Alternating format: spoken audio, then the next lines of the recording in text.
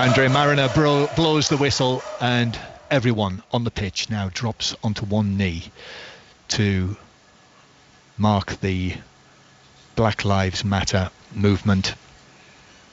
Players dotted all around the playing surface now rise to their feet. Again, referee Mariner blows his whistle, and the match begins. Manchester City against Burnley. Burnley returning against the still reigning Premier League champions as the ball bounces back towards the Manchester City penalty area, and Ederson comes across and nods it out of play.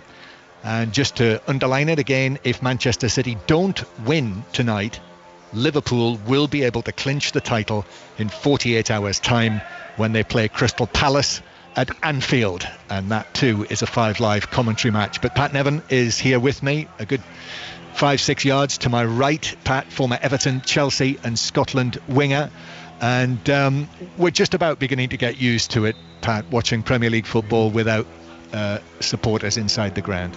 Yeah, you concentrate on the game, and as we said the other night here against Arsenal, if there's enough happening in the game, it's fine, because we come engrossed in it. If it's a good game, there's entertainment, there's things happening. By the way, 10 seconds, maybe less into the game, the ball was played up towards the Man City goalkeeper, who came racing out of his goal again, and everyone scattered.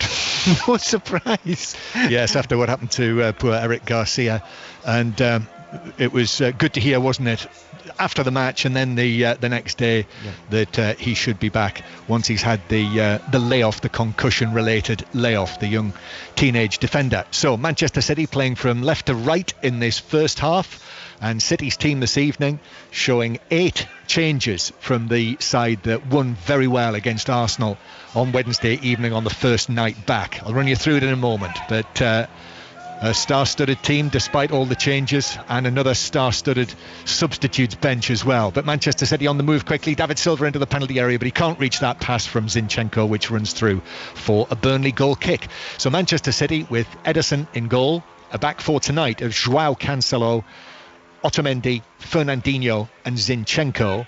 In midfield, Bernardo Silva, Rodri and David Silva, with Riyad Mahrez, Phil Foden and Sergio Aguero up front. John, there's something slightly going on. Did you hear the noise above? There's something above. I think there may be a very large sounding drone just above it, and the players are bringing the referee's attention to it and say there's something amiss here.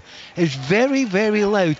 We're in a low position, so we can't tell. So we'll maybe try and get Juliet Farrington to go and have a wee jump down and look for us. Yeah, just to see if we can see what it is. But you're right, the Burnley players actually attracted Andre Mariner's attention to it. And whatever it is, I mean, it sounds like a light plane as opposed to being a drone. I mean, that's a very loud buzzing noise that we can hear. But whatever it is, the players seem to be getting on with business, and the ball's run out of play down the left-hand side for a throw into Manchester City. And Otamendi in possession at the back. So with City making the 8 changes tonight, the 3 players who've kept their places are the captain, David Silva, Riyad Mahrez and the goalkeeper, Ederson. Burnley coming forward. Here's one for Rodriguez to chase, but that was dealt with by Cancelo. It's passed out from the back by Ederson towards Zinchenko. Zinchenko chips it forward. Then it's sent back downfield by Tarkowski, and City are able to deal with that. Fernandinho on the edge of his penalty area, and it seems to have buzzed off for the time being. Yeah, I think Juliet got a wee bit of information for us, so she'll let us know. Oh no, it's buzzed back again. I can hear it there again. Yeah. The players are just getting on with it, so they'll deal with it. Interesting, it's been good to see. Burnley have started fairly high up the field, haven't they? Really quite high up the field, so they're not going to sit back. You just take it on the chin. What people are expecting is going to come to them today. They are going to have a bit of a battle and effort at it. However, City are trying to do what they're always trying to do, which is keep a hold of the ball and tire out the opposition. Manchester City 0, Burnley 0. BBC Radio 5 Live. Manchester City coming into this match after the handsome 3-0 win in the end. Phil Foden starting the match, having scored the 3rd goal, but Kevin De Bruyne and Raheem Sterling, the other goal scorers on the substitutes bench. They are among the substitutes, and they're dotted around the stand in front of us. Raheem Sterling is down there. Kevin De Bruyne leaning forward on the seat in front. Gabriel Jesus I can see down there as well, but all spaced out. And Leroy Sané once again on the substitutes bench. But Manchester City take the throw on the far side. Silva, now Zinchenko, and Zinchenko rolls it all the way back into his own half, where Manchester City will start again. And here's João Cancelo to Bernardo Silva. Bernardo Silva turns all left foot, of course, then uses Riyad Mahrez to his right. Mahrez then cuts back onto his left foot. Cancelo turns inside, then back out to the right, gives it to Mahrez. Bernardo Silva again, looking bright and sharp. Mahrez once more, and Manchester City keeping possession, and Riyad Mahrez actually swinging a ball right over towards the left-hand side. Fernandinho to Zinchenko. Most of the outfield players now have had a touch of the ball during the course of this move. There was a little touch for Burnley there from Jack Cork, but it bounced back to Zinchenko. Aguero involved as well. Aguero with an excellent goal-scoring record against yet another Premier League opponent. 9 goals in his 9 appearances against Burnley. But I always say, Pat, with Aguero, I feel like I say that whoever it is that Aguero is playing against in the Premier League, he has a great record against them. Yeah, he's looked fantastic when he came on in the game against Arsenal. You mentioned about Sané being on the bench again. Do you know, he didn't get on. There were 5 subs that were usable, and he didn't get on. See if he doesn't go on again tonight and 5 subs are usable and possibly used. Do you think he's getting wound up by the manager?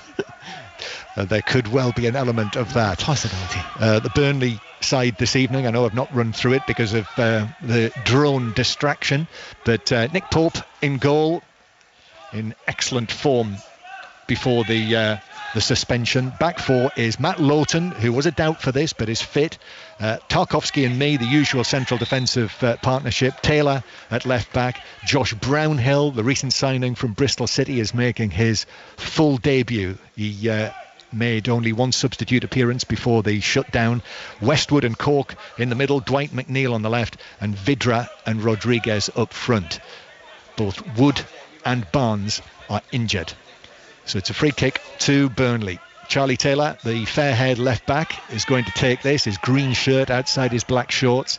Here he comes, left-footed, sends a long, high ball up towards the edge of the penalty area where it's nodded across the box, but Otamendi is there on the edge of the area to head it away. Got good distance on that. City. Here is Rodri in front of his penalty area. Uses Zinchenko. Guardiola tonight changing both of the full-backs. So both Mendy and Walker also among the substitutes, as Rodri now turns and gives it back towards Otamendi, the right-sided central defender. Still no involvement for John Stones this evening, incidentally. He has got an injury, an ankle injury. Now Cancelo over to the halfway line. Rodri is put under pressure, so has to go backwards, and then it's belted forwards by Fernandinho. Certainly by Manchester City's passing standards, that was aimless, and Burnley have got it back with the former Manchester City youngster, their captain Ben Mee. Now Cork plays it in field. A driving run from the halfway line from McNeil, who goes down between 2 Manchester City players, and City have got the ball back. So 0-0 the score in the early stages, Pat Nevin. Yeah, and the referee got that one right. It wasn't a foul. McNeil just didn't have anywhere to go there, and he was running into traffic, tried to get a free kick, didn't get it. But really quite impressed with the way, Burnley, obviously this is their first time back, they're going to be lively and up for it, but they have chased City down. They're not giving them easy possession. They've actually tried to get quite a lot of players forward. When they are breaking forward, they're getting 3 and 4 in, not necessarily to the box, but certainly up the field. So impressed with their attitude. It's whether you can keep that going, because you know what's going to happen. They ain't going to get as much possession as Manchester City, and that chasing is going to hurt. And as the game goes on, it's going to hurt more and more and more. Pep Guardiola knows that, and that's why he's continually saying, play it past quick, as quick as you possibly can. Keep them moving, tire them out. Long ball forward for Burnley from Ashley Westwood. Rodriguez back to Vidra, but he can't find a way through on the edge of the penalty area. Otamendi stood up tall, made the challenge, and now David Silva has it, and Silva approaches the halfway line, head bobbing, looking left and right, head up all of the time. Silva, Zinchenko is available to his left, and City then turn and give it back towards the halfway line. Phil Foden playing in that forward left-sided role. out there on the left wing, and Manchester City starting again on the halfway line with Fernandinho, and it's directed towards Phil Foden, as I say, scorer of the third goal the other night, only his second Premier League goal, and David Silva just a little late, the challenge that came in on him, and it's a free kick, says Andre Mariner. Tarkowski with the challenge from behind, Silva went down, free kick near the corner of the box. Yep, but unnecessary that, he's not going anywhere, he's going away from it. It's a dangerous position. It's slightly less dangerous in that Kevin De Bruyne isn't on the pitch just now. That makes a little bit of a difference to them. Just a little thing at the start of the game here with Zinchenko over there, Foden and David Silva. They're kind of making similar runs at the moment, slightly getting in each other's way. They need to kind of get a better working understanding, and I'm sure they will, because they're all good players. I'll ask you in a little while when we get a chance what you reckon currently Phil Foden's best position is. But we'll see this free kick first of all. So it's near the left corner of the box. David Silva to take it in, takes it in high beyond everyone inside the penalty area, and it bounces harmlessly through for a goal kick. And Sean Dyche bristling as ever on the edge of the coaching area. No jacket tonight, white shirt, Burnley club tie, turns and walks back towards the bench and grabs a bottle of water. So goal kick, 0-0, Pat.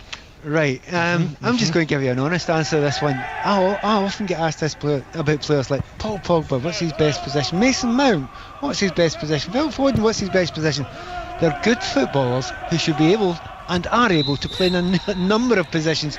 They probably all have one they prefer, and it's almost always going to be number 10, because everybody wants to play there because everything goes through you.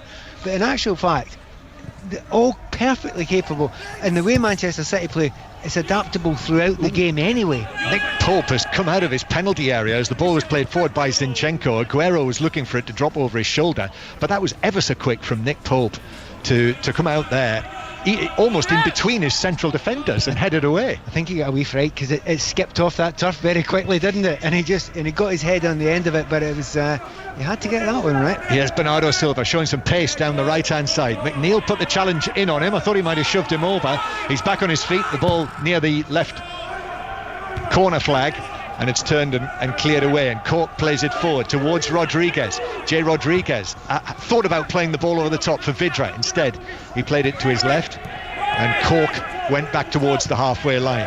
0-0 the score. If you missed it, by the way, Exeter are through to the League 2 playoff final. After extra time, they were 1-0 down coming into the second leg this evening, and won 3-1 after extra time, 3-2 on aggregate. So it will be Exeter against either Cheltenham or Northampton. That match is underway. Cheltenham 0, Northampton 1, and they've just taken the lead, Northampton, so that means Northampton are now back in the tie, Cheltenham leading by 2-1. 0-0 here, still waiting for the first goal of the evening. More Premier League football tomorrow night, every midweek night. We'll have it all covered for you. As I say, commentary, Liverpool against Crystal Palace on Wednesday night, and more commentaries on Thursday night. And here comes Bernardo Silva for Manchester City down the right hand side. Bernardo Silva plays it back to Cancelo then curls it in, but it's headed away near the corner of the box by Tarkowski, and the ball comes down for the green shirts of Burnley, as they are this evening.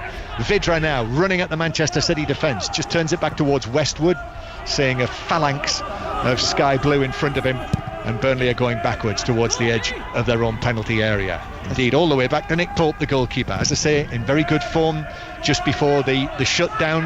I had a chat with him, actually, one of the interviews that I did during the course of that time without football, and he was saying that he'd reintroduced himself to his bicycle, Nick Pope, and has been biking around when he had his chance for his daily exercise.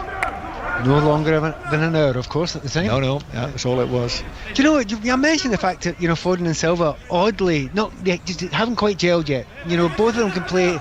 You asked the question about that position. Well, both of them are actually trying to play the same position there. The same things kind of happen with Mahrez and Bernardo Silva over this side. They're kind of killing the space in front. If you get Mahrez, you want to get him 1 against 1, and don't crowd the space. And he's just crowding the space a little bit too much. But this is the early days, and they're just getting used to it again. David Silva impeded just forward of the centre circle. Free kick to Manchester City. Still goalless. Neither goalkeeper has had a save to make yet.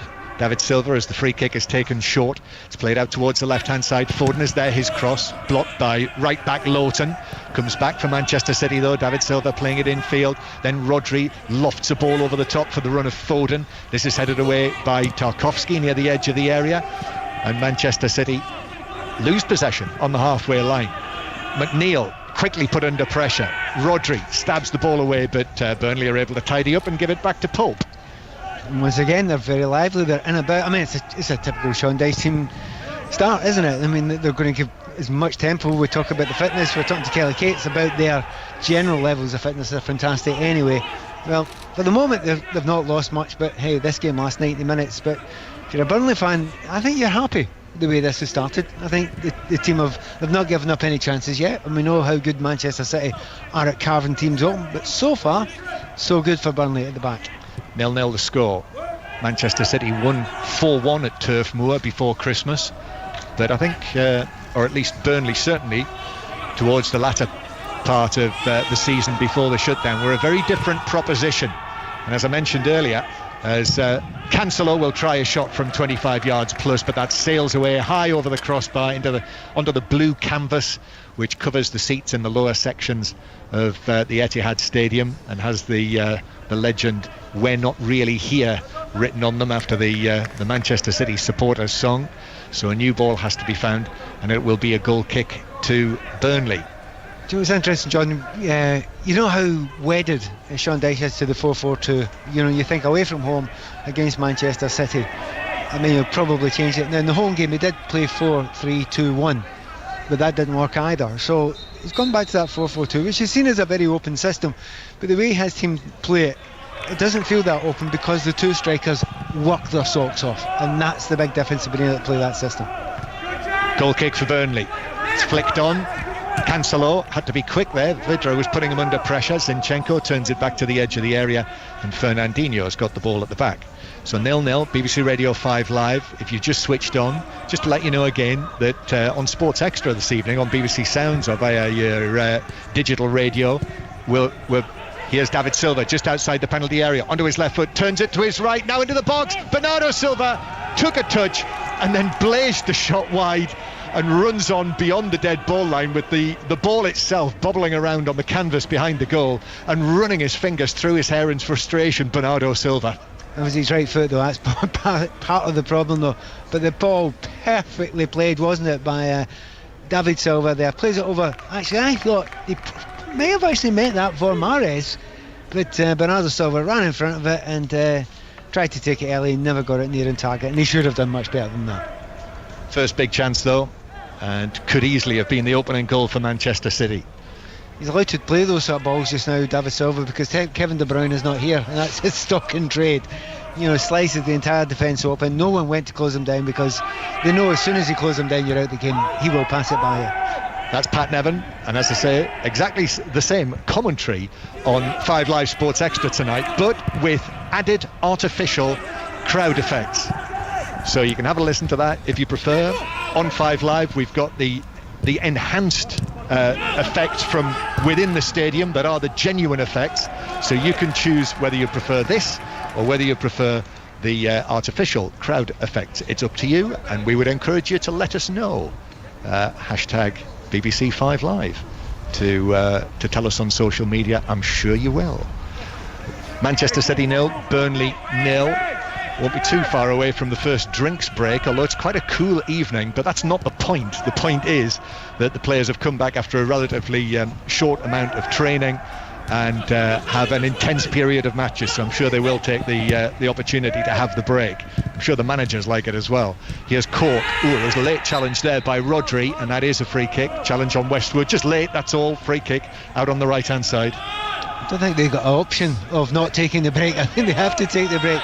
At the moment, really impressed there. Just a moment ago, Rodriguez closed down Ederson right on, about 2 yards out. It just shows you how high up the pitch. You think how rare that is for Ederson to be closed down in his own 6-yard box by any team. So well done Burnley for managing that there. Manchester City holding a high line for this free kick that's going to be taken out there on the right hand side. The delivery comes in, but it flicks off the head of central defender Tarkowski, and is carried behind for a goal kick to Manchester City. So 0-0 the score. I think, Pat, as well, do you detect that there's a little bit of old-fashioned Sean Dyche to his team, giving it the no one's giving you a chance here tonight? Yeah. Everyone thinks that Manchester City are going to win this. They've seen the record that you've got here. No one is giving you a hope. Go and prove them wrong. Yeah, absolutely. I mean, and I do tend to think that about the players anyway. They are one of those teams that, you won't be at Burnley unless you give everything for every game. It's as simple as that. Sean Dyche, you could be a brilliant player, but he won't have you in his team, I don't think, unless you do that. So they've got that type of spirit. He manages to get the most out of those players all the time.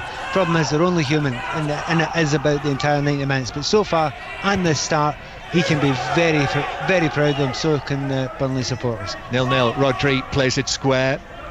Zinchenko just outside the box. A little flick on the edge of the area by Aguero, but it doesn't work, and Burnley are able to clear. Comes back to Cancelo, now to the right hand side again.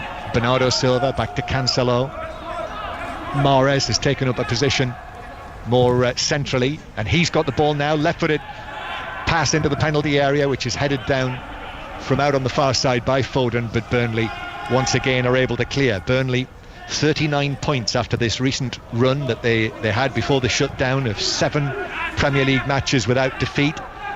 As Mahrez clips a ball over the top, but Ben Mee comes across, he chests that down and will clip it away towards Rodriguez on the halfway line. The tall Rodriguez, with his hair tied up in a little bun, chests it down. Strong play from him against 2 or 3 opponents, and Burnley come forward. This is slick passing from them, but Westwood's final ball doesn't find Vidra, and Manchester City have got it back. And let me just add as well, for those who don't know or had forgotten, that in that little run that Burnley have had, they actually went and won 2-0 at Old Trafford against Manchester United, and currently find themselves only 5 points behind Manchester United in 5th place.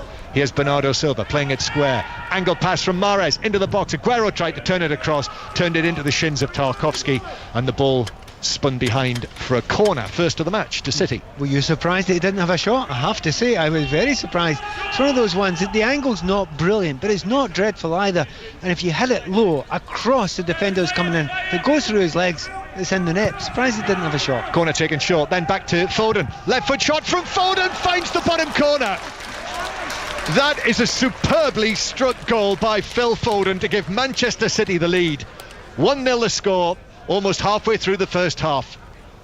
Well, I'll tell you his best position, standing in the middle of the field, 20 yards out. Absolutely brilliant done. He didn't have anything else on his mind there. He played a short corner there, he's come out, and he's outside the D, he's a couple of yards outside the D. He's caught it so well, and it's low, and you think, well, maybe the keeper should get to that. He does get to it, he gets a hand to it, but nowhere near enough, and it's a superb hit, and good timing there for Phil, because he can have a little rest now. It's going to be the drinks break. New phrase for you, Pat. Always a good time to score, just before the drinks break. I love it. Look, they had most of the play, but they hadn't created a huge amount. We're going to get a little bit more space as the games develop, but that was a very little space there, but they took it incredibly well. Yeah, it was... the body shape was superb from Foden, wasn't it, when it came to him, the touch and the finish, a low raking shot right into the bottom corner. Pope full length dive but couldn't get there, so Phil Foden scored in both matches since the restart for Manchester City. They lead Burnley by 1-0, and let's bring in Stephen Warnock, who's with us on 5 Live Sport this morning, watching from afar. Stephen, what have you thought of it so far? I think Burnley have sort of acquitted themselves quite well. When you think of just before Foden scores, they'd had a few good attacks, they'd looked lively, but you see the quality that Manchester City has. Bernardo Silva probably should have scored and didn't take his opportunity, but David Silva's way to pass and the timing of the pass is immense, and now it's for Burnley to try and come out, and can they try and catch Manchester City on the counter-attack and get back in the game. Thank you, Stephen. We'll hear more from you at half-time as the players just begin to take up their positions again. It's a long talk from Pep Guardiola here. Burnley are ready to restart, but Pep Guardiola's still talking. The gesticulations, he's got a piece of paper in his left hand. He's almost like doing some of those Joe Wicks moves that have been so popular. punching left, right, stepping forward. He'll be doing squats next. And now he's off the field and takes his position on the bench. I'm not sure I believe that, what was happening there, John. What? Well, Pep was being very, very vociferous there with his players. Had them all around. He was doing a lot of chat and thinking, well, this is like, a Champions League half-time and extra time chat. And then I noticed Aguero had gone into the dressing room to go and get something. I think he was killing time until Aguero got back out again. Very imaginative in every sense. So Manchester City leading Burnley by 1-0. And Burnley finding themselves trailing. And as Stephen mentioned, they'd had one big chance, Bernardo Silva, but the second was well crafted. Short corner it came from. Foden was picked out on the edge of the area and did the rest. And that is now 5 goals this season. And as I say, scoring the third against Arsenal and now opening the scoring against Burnley. And Burnley in possession. So we actually had the restart after the drinks break. Ben Mee with the ball at the back, playing it forward, but Cork put under pressure and will go all the way back to Nick Pope again.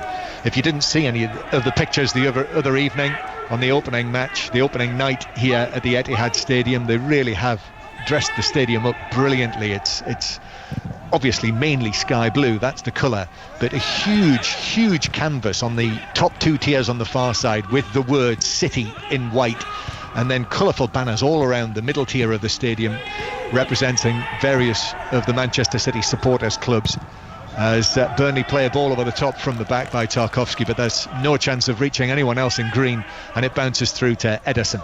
So here is Bernardo Silva deep inside his own half, playing it back towards Fernandinho, who walks it forward, gives it to Zinchenko, and then Zinchenko back into central defence to Otamendi. So Laporte also among the substitutes this evening, as Otamendi takes it towards the halfway line, and now Fernandinho strokes the pass down the line. Zinchenko plays it into the edge of the area, a little help pass by David Silva. Aguero, then David Silva again, dinking it out towards the right hand side, and it actually lands behind Mahrez, who in the end had to keep it in on the right. Mahrez again, and Burnley force Manchester City to go all the way back towards the halfway line, and indeed the centre circle with the bearded Otamendi, who just lifts the ball out towards the left hand side. Zinchenko back to Rodri again, and now Cancelo, both managers watching from the right corner of their coaching areas. Mahrez with the ball at his feet, Taylor in with a challenge for Burnley, and it bounces out of play for a throw-in that is given Burnley's way. Pat Nevin. Do you know, right, so Mahrez, you probably agree, he's not had a great start to the game. He's not really gone by anyone, he's got it and he's passed it easy, and we know how brilliant a player he is.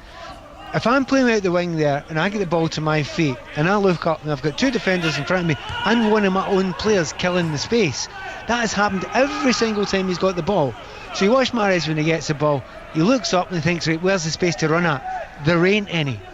And it's a real, and I know it's the style and it's something he'll have to learn, but what he's good at, he's not able to do at the moment. Burnley with the ball just on the edge of their own penalty area, Westwood, but Aguero is to his left, Mahrez was to his right, and so he went back to goalkeeper Pope. Played forward for Burnley. Rodriguez, in comes the challenge from Fernandinho. Ben Mee passed through the middle, but that's given away by Westwood centrally, and Manchester City actually will take the option of going back to their goalkeeper, to Ederson. So Manchester City played out from the back again. So tonight, Josh Brownhill playing on the right-hand side, as I say, signed in January from Bristol City. He was the Bristol City captain this season, playing on the right side of the midfield 4 on his first start for Burnley. Round about £9 million Burnley paid for him. Naki Wells ended up going in the other direction for a smaller fee. Aguero, now David Silva, and then Foden actually holds his head because he was trying to play the ball in field, and it bounced away, and Burnley now have it with Taylor, and the ball has slipped to McNeil down the left hand side. This could open up for Burnley. McNeil taking it on towards the corner of the box, takes on Otamendi, drives it over left footed, but it was cleared away by Fernandinho, perfectly stationed near the penalty spot. But that was a real genuine opening for Burnley. Yeah, but he should have played it quicker there. brilliant run in the middle there, and it was Rodriguez. It got beyond the defenders. If you timed that pass well there, he was in with a 1-on-1 with the goalkeeper. Oh, nice from McNeil. This time though, Cancelo gets back near the corner flag, one way then the other. Here's the cross, headed away at the back post by Zinchenko. Rodri with a stretch to get there ahead of Brownhill, but Burnley have just lifted it here and have posed one or two questions for Manchester City. High ball from him out towards the far side. Zinchenko got his head to it and it rattles into the advertising hoardings over there for a Burnley throw. It's been quite noticeable, and that's the second time there has been a ball on. Had it been played in, one of the Burnley players would have had a chance and goal. And it is the difference when you've got a De Bruyne, a Silva, those sort of players on your team. That ball will be played. It will be played at the right time. And even though the other players are very, very good players, they don't always see it to that level. And that sometimes is all the difference there is between the teams. And at the moment, that's what there is. 1-0 to Manchester City. Phil Foden, the goal scorer, in the 22nd minute. David Silva bringing the ball forward. What I want to do as well is I just want to give you a contrast between the two sets of substitutes that are on duty this evening if I get a chance. But Manchester City are in possession and Mahrez taking on Taylor. Taylor stumbles, Mahrez goes for the dead ball line. Taylor managed to get back, put in the challenge, but it's another corner to Manchester City. The last one they had from this side they scored. That's what I was asking Mahrez to get, a little bit of space. Look, stay away from him, give him a 1-for-1. What's the worst thing that's going to happen? He gets a corner. That's not a bad outcome. That's the first time really that we've seen that in the match.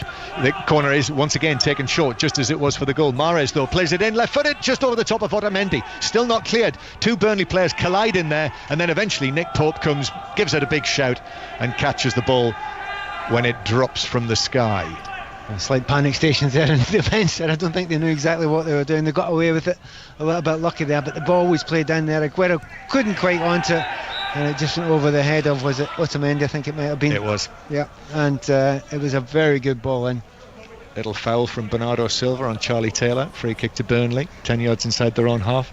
Yeah, so the substitutes, Pat, for Manchester City tonight: Walker, Sterling, Gundogan, Jesus, Laporte, De Bruyne, Sané and Mendy, as well as goalkeeper Carson. Now Burnley have only got 7 of them. 2 of them are goalkeepers, Peacock Farrell and Lucas Jensen. As Manchester City play it back to Rodri. Rodri then square to David Silva. 22 yards out. David Silva gets it back from Mahrez. Burnley are back in position now. David Silva. Rodri turns to his right. Aguero helps it on. I think he was actually trying to find Cancelo, but it was cut out by Mahrez. Manchester City quickly teasing the ball from right to left here. It's going over towards the left-hand side now. Zinchenko is trying to work it to Foden. Foden arrives on the edge of the penalty area. The challenge comes in on him from Brownhill, and then it bounces for Tarkowski to clear, which he does now to Rodriguez. J. Rodriguez, 8 goals this season. Top scorer Wood not involved tonight.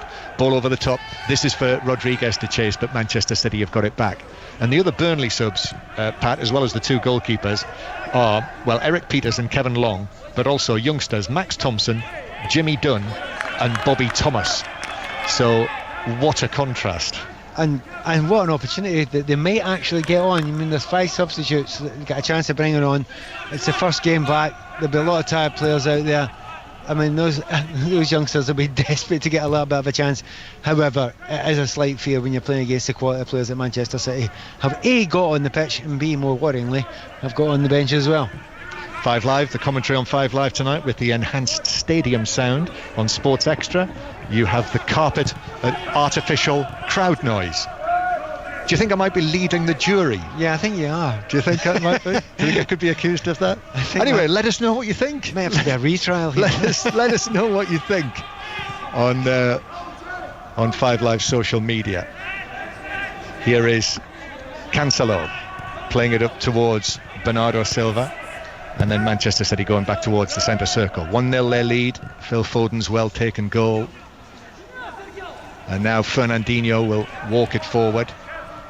David Silva's in there again on the edge of the penalty area, into the box. Played the ball, but it bounced off Lowton back towards goalkeeper Pope, who was able to gather. Pat Nevin. Is it possible that David Silva was trying to be too cute there? Instead of playing the normal pass, he tried to play it through the legs and didn't quite get away from it. But it is interesting to see the way this system is slightly working. They've adapted it a little bit in the last few minutes. It's almost gone to a 4-1-4-1 straight across the pitch for Manchester City. And with David Silva and Bernardo Silva going a little bit more central with Rodri sitting back, that means you don't get the two wingers cramping each other out, and the two midfielders before that they were playing more of a 4-3-3, and it really was ruining that sort of wide area for them. They need to widen the pitch, and I think they've done that by adapting the system slightly. Fernandinho over the halfway line.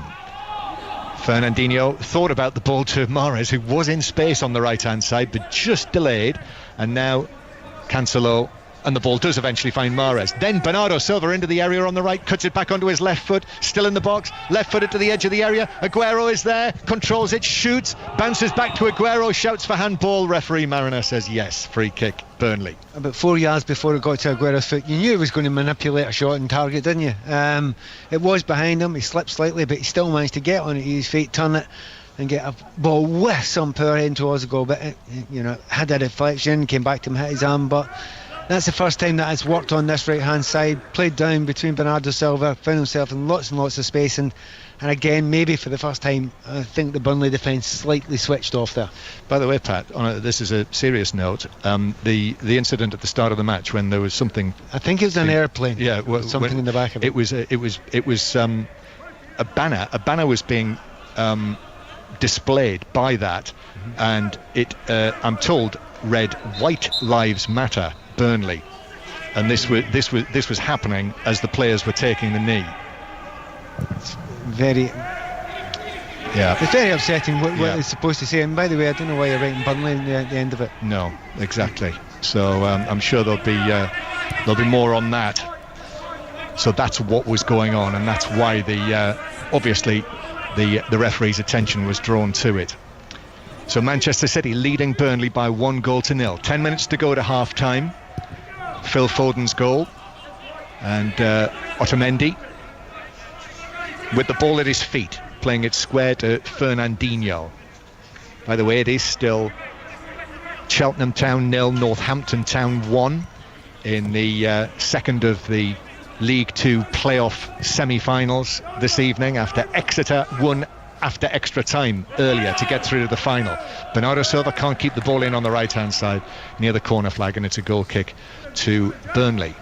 What's been quite noticeable since after the little water break, that they've not really got up the park quite as much. Burnley have. They've that one little spurt just after the water break, and then the difference being now that Manchester City don't have to zip the ball across so quickly. They can now calm it down, relax it, hold it, make the opposition run about. They don't have to force the issue anymore, and that really suits Manchester City the way they play. So City in front, and the repercussions for that, just to underline it, mean that if it stayed like this, if City win it, Liverpool's lead at the top would be down to 20 points, and it would go beyond Wednesday before Liverpool could clinch the title. So Liverpool would still need a maximum of 5 points. But if Liverpool were to win on Wednesday against Crystal Palace, and Manchester City don't on Thursday when they're at Chelsea, that would be it. And that Chelsea-Manchester City game's a 5 Live commentary match as well from Stamford Bridge on Thursday. City with the ball out on the left-hand side. In it comes to Rodri, and then Rodri under pressure gives it back to Otamendi. Right-footed long pass. Taylor gets up high to head it down. Dwight McNeil. Infield to Cork. Then Taylor's pass doesn't find Vidra on the halfway line, but Vidra has actually done well to get back halfway inside his own half and win it back. Now Ben Mee with a long ball downfield. This is for Rodriguez to chase, and on the stretch all he can do is deflect it out of play for a throw, and it's a Manchester City ball. And just the first little bit of tiredness, you begin to see one or two of the players. Rodriguez is chasing everything there, but he's chased it into the corner, and it's, he's been 100 miles an hour, him particularly, maybe Vidra as well. But you can't keep on going at that level all the way through a game, especially if you're getting limited amount of the ball. You have to conserve some energy at some point. City. High pass from Zinchenko, but Taylor gets up high and heads that one away. Joao Cancelo's underneath that. Wasn't involved at all. Cancelo had a little bit of an injury issue, but he's obviously okay. Obviously nothing too serious. As Josh Brownhill for Burnley clears it, but only halfway inside his own half, and now Mahrez has got the ball at his feet, running at the Burnley defence, plays it to Bernardo Silva on the right. Bernardo Silva back to Rodri. Rodri clips it square. Zinchenko on his left foot shoots, but Nick Pope is able to adjust and go down to his left and clutch the ball into his chest. Yeah, it's once again Mahrez had exactly the same situation there again, didn't he? He went to run and realised that his own player was in front of him, and he's a winger and he's expecting somewhere to run to. But eventually, when the ball was played back, Zinchenko gets the shot away. I think possibly he could have played it a little bit further left there, but you can't blame him. You know, in these situations, they've passed it plenty. Allowed one pop-it goal now and again. Oh, lovely from Bernardo Silva as Taylor came in, just popped the ball away from him to Mahrez. Mahrez gave it back to Bernardo Silva, and then City switched play towards the far side to Foden, who stayed very wide out there. Phil Foden, mind you, scored the goal on the edge of the D, on the edge of the area.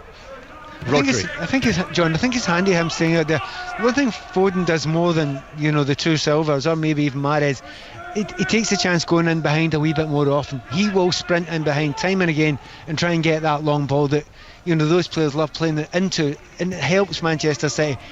It lengthens the game a little bit, and when the game's lengthened, it develops space for them. So I think Foden's a big player for them when he plays. Burnley in possession, having won the ball back and playing it back to Nick Pope. If you're listening to us on Drive, I know you spoke to Tony Livesey as well this afternoon, and he was talking about Burnley's terrible record here in recent seasons. They lost 5-0 twice here last season in both League and FA Cup. Season before also came here in the FA Cup and the League. They lost 4-1 and 3-0. And actually in their last 9 matches against Manchester City, they've lost 8 and drawn 1 by an aggregate of 27-5, which is now 28-5. Do you know what that means? 10 matches. Absolutely nothing, Pat. No, it means Tony Livesey's not talking to you anymore.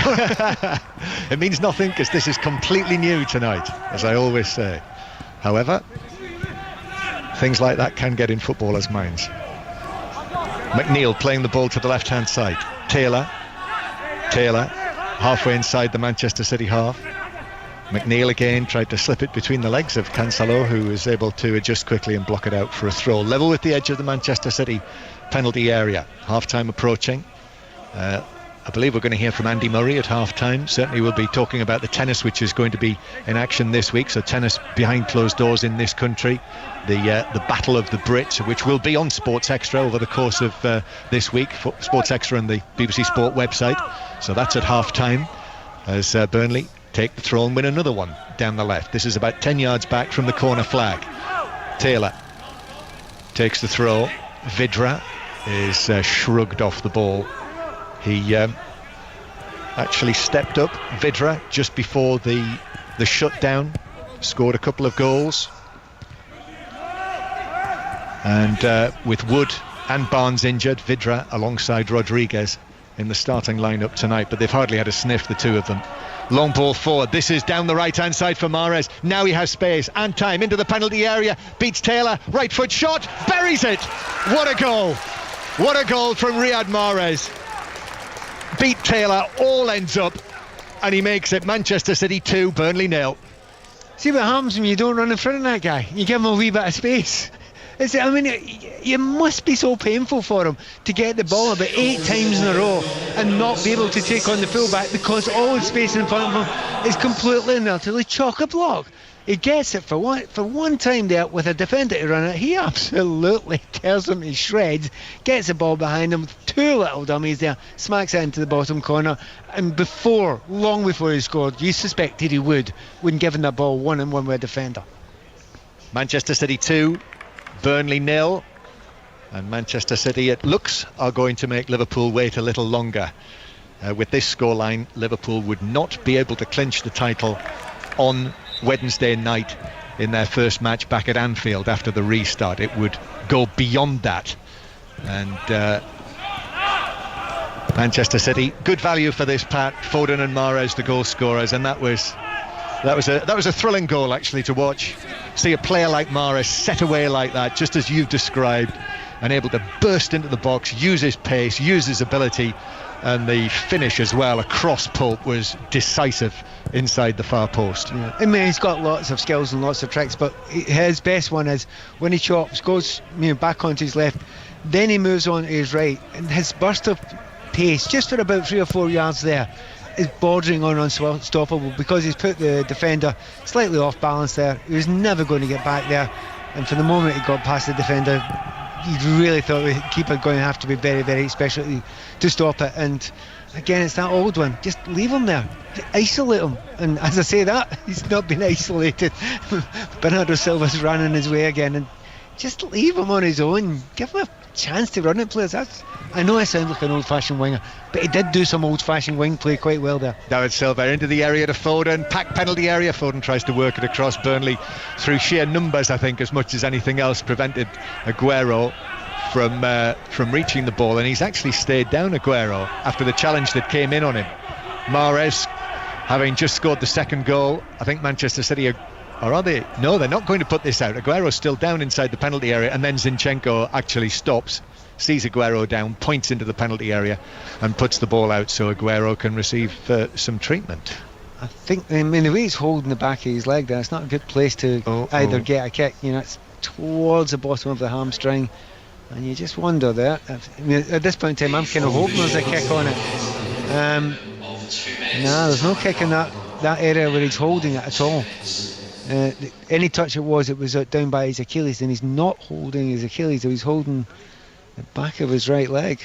He's on his feet, Pat. But he's walking straight off. He's not received any treatment, and the medical people are now running down the line to our right. Aguero is walking rather gingerly towards the corner flag, and they're going to meet him there. So City will play the remainder of the first half. Well, I don't think they will. I think they make a change. No, because Jesus has stripped off his shirt. I could tell that, because he was only about 4 yards away from us. Pat, VAR are looking at this as a possible penalty. Really? Yep. I think there was a touch. Yeah. There was a touch on the back of his heel. Ben Mee, was it? I think it was Ben Mee. That's who's been shown on the screen. So VAR are looking at this. It would be a very harsh penalty, but there was arguably a touch in the back of his heel, so they're right to look at it. And helpfully on our screens here, they're not actually showing it, they're just showing Andre Mariner. They started showing it and then they stopped it. Sean Dyche is confused, standing on the edge of the coaching area, palms apart, and the referee says that the advice from the VAR is that it is a penalty for I believe that was Ben Mee's challenge on Aguero, and the Kevin Friend, the referee, the VAR official, and now we're seeing it again, Pat. Do you know what? It is incredibly harsh, that. He's gone in to make the challenge, and he's making the challenge, and he's going to get it quite clean. And Aguero's just stuck his foot there. It's not really changed anything that was going to happen after that, but there is some contact, and that's harsh. That's very harsh. Aguero has limped towards the halfway line here, but it is a penalty for Manchester City. This is an interesting one. They've missed 5 penalties this season, City, and Mahrez, I'm not sure he's taken a penalty for Manchester City since he missed at Anfield last season, and it's Riyad Mahrez who will take this on his left foot up to the ball, and he finds the bottom corner. Nick Pope went the right way down to his right, but it was right in the corner, and Manchester City lead Burnley by 3-0 in added time at the end of the first half. And that is the end of Aguero's night. He disappears down the tunnel, and Gabriel Jesus comes on to replace him. But that, despite the 3-0 lead, clearly this is a concern for Manchester City. With the FA Cup coming this weekend, they'll be at Newcastle, and obviously that second leg against Real Madrid. Although in saying that is in the early days of August. But contentious or not, VAR ruled, Kevin Friend ruled that was a penalty, and it is 3-0. I'm trying very hard to read the lips, because for once, in the time when you probably should be covering your mouth, 2 professional footballers aren't covering their mouth. And I think he was saying hamstring there, Aguero, to Pep Guardiola. When he said one word to him, I think it was that, Pep just looked away and looked absolutely devastated by it. So it may well be, and if it's a hamstring injury, you're talking 2 or 3 weeks, and in the current climate, 2 or 3 weeks That's about 7 games. It is. But you would like to think that he would stand a chance of being fit for that second leg against Real Madrid, wherever it'll be played. It might not be played here. We'll find out about that in due course. It'll depend on other events, really, whether Real Madrid are able to come here. UEFA has said it is possible that those remaining second leg matches in the last 16 might be played in either Porto or Guimarães in Portugal, where of course the latter stages of the Champions League would be. But 3-0 it is. Second goal on the night for Riyad Mahrez. I think I'm right in saying that's the first penalty that he's taken since that one he missed at Anfield last season. And it was a good penalty. The keeper went the right way, so it had to be right in the corner. Mahrez takes it away from Dwight McNeil, clips it into the penalty area, but above the substitute Gabriel Jesus, who's just onto the field and through for a goal kick. He's having one of those days now, isn't he? Just give him the ball, leave him alone. It's a classic one where you don't help him. By helping him, you are not helping him. Just give him one player or even two players. He will run towards him, and he's almost unstoppable just now when he's in this sort of form. And that little flick round in the side there, it was absolutely brilliant. I think it was McNeil who went round there. It was absolutely genius. It was delightful. Mahrez now, by the way, the 2 goals that he scored tonight, that's 11 for the season, so he is the 5th Manchester City player into double figures for goals this season, and he's overtaken De Bruyne, so 11 goals this season for Riyad Mahrez. The first goals that he scored since I saw him have another very good afternoon when Manchester City won very comfortably at Villa Park on the 2nd day of January. So 2 goals for Mahrez, 1 from the penalty spot, the opener from Phil Foden, and Burnley 3-0 down at half-time here, Pat. Yeah, and it's not as if they can look to the bench and see if they can do something massively different in the second half. Could be a long evening for them.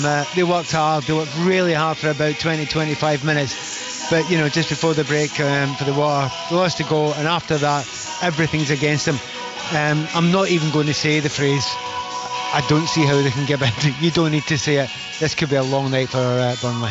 Yeah, it could, and I think we can say fairly definitively now as well that the Premier League Championship title is not going to be clinched at Anfield on Wednesday night. It'll go beyond Wednesday. But half-time here at the Etihad Stadium as the players have disappeared down the tunnel. Manchester City leading Burnley by 3-0. John, thank you very much. Pat, it has been so straightforward for Manchester City, as it always is for them at the Etihad against Burnley. Who's impressed you particularly in the first half? Oddly, the manager, the coach, Pep. I think he needed to make a change. I think there was something massively and obviously wrong. In the wide areas, they kept on running into each other because the players were just too similar and trying to take up the same positions. And Bernardo Silva kept on standing in front of where Mahrez was, and I'm thinking, get out of the way. You don't always have to play 1-2s. Just let him have a run, and when he has his first run, he goes and scores the goal, right? So I think the manager said to him, particularly during the water break, look, get a bit of space, widen this pitch a little bit, and when you widen the pitch, it's harder to close them down. And Pep Guardiola did have a long discussion with the players during that water break, and the system was tweaked a little bit. It's probably hard to see it in television screens, but when you're here, you can see that has changed. So yeah, he's done well. Foden's been good as well, but Man City, I have to say, are just being Man City just now. And now that Mahrez has scored those 2 goals now, he's beginning to throw in a few tricks. I think this could be fun to watch, unless you happen to be a Burnley fan. Absolutely. Stephen Warner, of course, have been watching the first half. Stephen, it's been so straightforward for Manchester City, but it feels like this could get worse for Burnley. Yeah, it's one of them games. I mean, it's typical Manchester City. You almost feel like you're in the game and you're in good positions. You're solid, you're set in your way. And then all of a sudden you get a moment of magic from one of the players. The penalty decision's disgraceful. It's never a penalty. How that's clear and obvious error from a referee is beyond me. But that gives Manchester City, it gives Burnley less chance of getting back into the game. At 1-0, you're thinking, well, if we get a set piece, we might have a chance of nicking something. But now at 2-0, it's game over, and it is a question of how many. We've had lots of messages in as well about the crowd noise, which is available on Sports Extra, alongside the commentary of John and Pat. Gus says, all I need is the dulcet tones of John Murray and Pat Nevin. None of this artificial crowd nonsense. It's just an option, Gus. You can listen on 5 Live Sport without the crowd noise, or on 5 Live Sports Extra with the crowd noise. Daz says, hi lads, I've just changed to Sports Extra while making my dinner in the kitchen. The crowd sounds so realistic, I forgot they're fake, and I promise you, I'm not easy to please. Good work from the production team, who do need to be praised for this, because it's not an easy thing to do, to be able to reactive to this. John and Pat, you were talking about this before the game. You think you're on different sides of this argument? Well, we don't actually know, because we've not had the discussion. I know originally we were, but John's told me he's changed his mind 2 or 3 times. So which opinion are you having today, John? Yeah, good point. Yeah, that's very me. But I started off being sceptical. Then I watched a few of the games in the Bundesliga and thought, do you know what? I do quite like this, and it does help. However, I've changed back over the course of the weekend. Do you know what changed me back? I watched 2 matches over the weekend that particularly swung it for me. I watched West Ham with artificial crowd noise, and West Ham are 2-0 down at home, and you've got the artificial crowd noise, which is simply not reflecting I just think this is so far removed from what the atmosphere would be like inside the ground. And similarly with a Bournemouth match on Saturday night in the latter stages, it's just that I don't like this. I would prefer to have it with just the sort of as enhanced as we can make the genuine noises inside the stadium. So I'm against, if I can, I'll be allowed to be against. But John, I think I understand the point you're making about the fact that there isn't any negative crowd noise, and you would normally, in the natural flow of the game, get negative crowd noise, whether that's criticism, whether it's the tension of the crowd, whether it's the heckling of the opposition. You would get that, and that's what's missing. What do you think, Pat? Well, I think there's a new job out there for sound mixers to be very, very good at this. I mean, there's DJs out there that are probably not getting any work just now, and they would be able to mix the right crowd noises at the right times. And if it is a bit dull and it's 2-0 down at home and there's no crowd noise, and there wouldn't normally be, then they wouldn't add a great deal, apart from a few boos now and again. I'm kind of being in favour of it. It's not worked perfectly every time. But I think our idea tonight, and I think I like our idea, which is just a kind of bass general noise in the background, just to help you, so that it takes your mind off the fact that it's not the way it was. I think it's a different argument for television and radio. I do. I really do. Yeah. And that's why, and what the listeners have got an advantage over both John and I, you can make that choice. We can't hear the crowd noise. No. So I will, I'll wait to a game in 5 Live in the next couple of days, and I'll listen in 5 Live Extra, and I will check it out for myself. But I'm up for it, I must admit. I think it kind of needs it. In fact, I'd go so far as I wouldn't mind a wee bit of crowd noise pumped in here. Yeah, just in the ground. Of course, they've decided that that's not going to be allowed, so that they can't do it. But you're right. I think it works better on games where you're watching the game in the background, or you're not absolutely focused on it. Because when you're completely focused, you notice all the bits where it just isn't quite right. But well, look, we've got the second half to come, but away from the football. Andy Murray is preparing to make his return to tennis tomorrow, but he does so with growing controversy around the safety of his players at tournaments. Correspondent Russell Fuller joins us. Russ, we will hear from Andy Murray in a moment. But first, 2 players who played at a tournament run by Novak Djokovic last week have been found to have coronavirus. This has been really quite a controversial setup, hasn't it? Quite a story, Kelly, and an accident waiting to happen if you'd watched any of the footage from the Adria Tour, which is an event run by Novak Djokovic, either in Belgrade last weekend or in Zadar in Croatia this weekend just gone. We've had positive tests returned by Grigor Dimitrov and Borna Coric. Also reports from Serbia that 2 other members of players' coaching team have tested positive for COVID-19. Alex Zverev, Marin Cilic and Andrei Rublev, who are also involved at the weekend, have all tested negative. Djokovic, we're told, has had a test, but no word yet on the outcome. The other 3 players I mentioned have all suggested they will self-isolate for 14 days. So even though they've tested negative, we don't know whether Djokovic will follow that example if indeed the test clears him too. Yes, it's a very strange situation. We'll get Andy Murray's thoughts on that in a moment. But his return to action for the first time in 7 months after more hip problems. He's going to play Liam Brody on the opening day of the new Battle of the Brits tournament. It feels better than it did in March. I was going to go and play in Miami to see whether or not I was going to have an operation or exactly what I was going to need to do, maybe I would have played the event in Miami. It would have been fine, but it was more a sort of test. Whereas right now I feel a little bit more confident in it because I've had more, just more training under my belt, more practice. Whereas in sort of March time, I'd only been practicing for probably 4 or 5 weeks since obviously I had the issues in, November, December. So all being well, if you get some matches under your belt here in Roehampton, would you be prepared to play in the US Open, do you think, under the conditions that the USTA have outlined? And is it realistic for you then to switch to the clay and play the French Open just a couple of weeks afterwards? The schedule's tricky. I understand the reasons why it's like that, but I don't know exactly which tournaments I will and won't play. The Grand Slams would be my priority, but in terms of what I would do in the lead up to them, I'm not sure. In terms of the proposals that the USTA have made, I don't know if all of them are set in stone, and they seem to have changed quite a bit over the last couple of weeks. I don't mind what the situation is, providing it's safe. That's kind of, if I was told I could take one person with me, for example, you can make that work. I would probably go with a physio in that situation, and some coaching can be done remotely.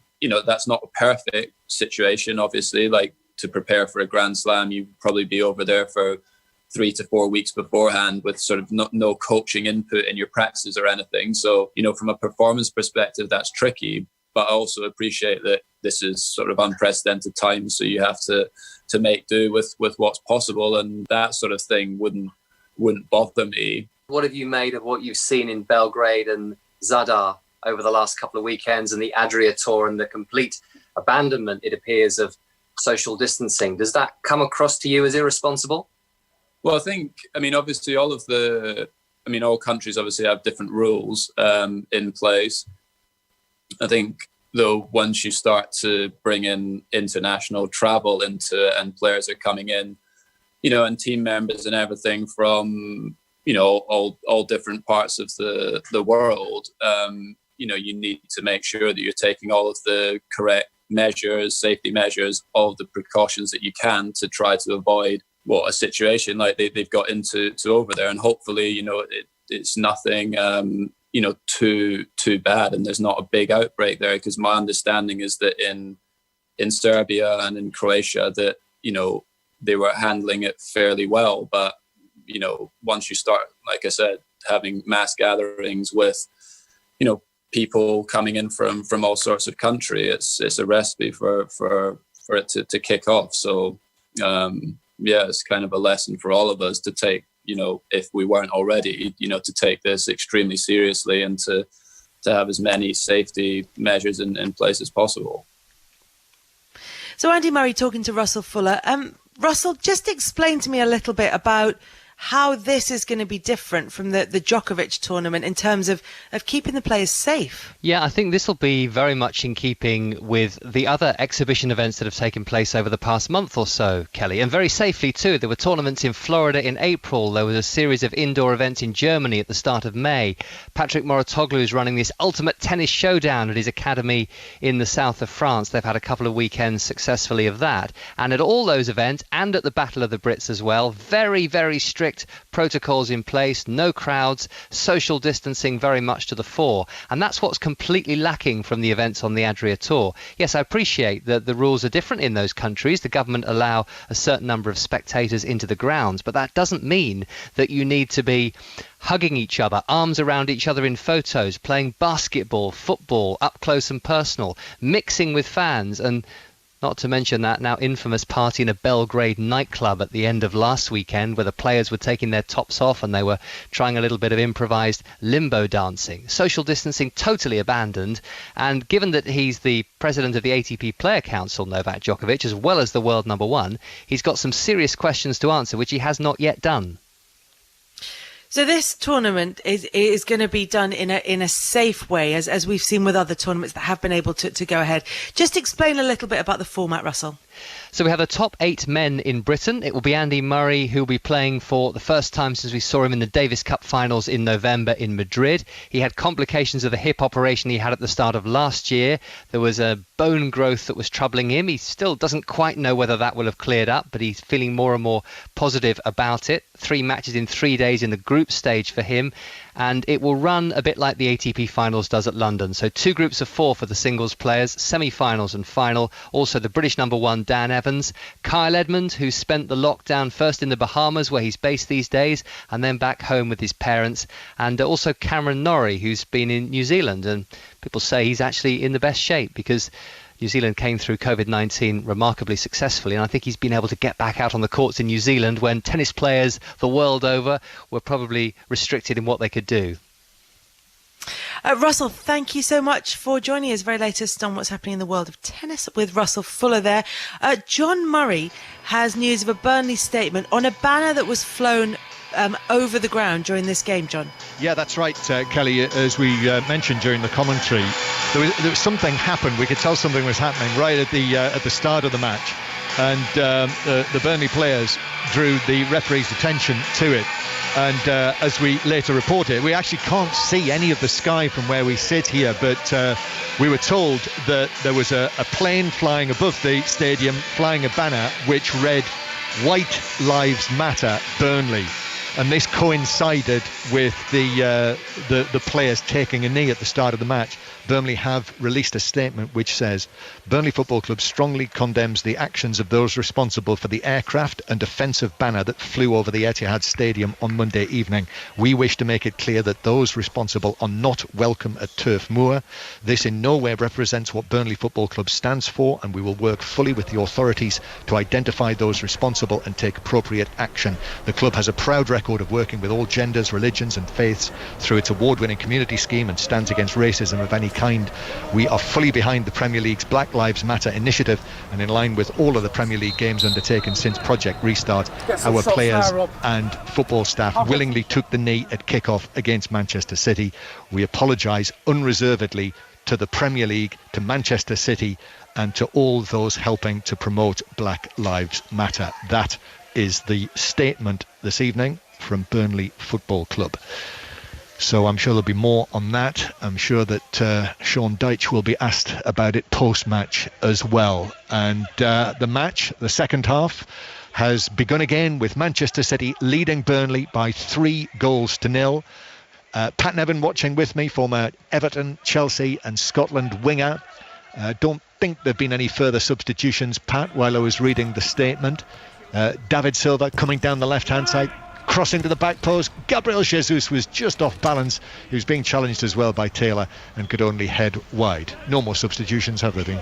No, there haven't been. I feel sorry for Sean Dyche and Burnley and the players. And the football club, they feel they have to make that statement. It's the right thing to do to make that statement, but it's nothing got to do with them. It wasn't them that did it. But well done for putting that statement out there. Just a wee note there. Do you know the Black Lives Matter campaign?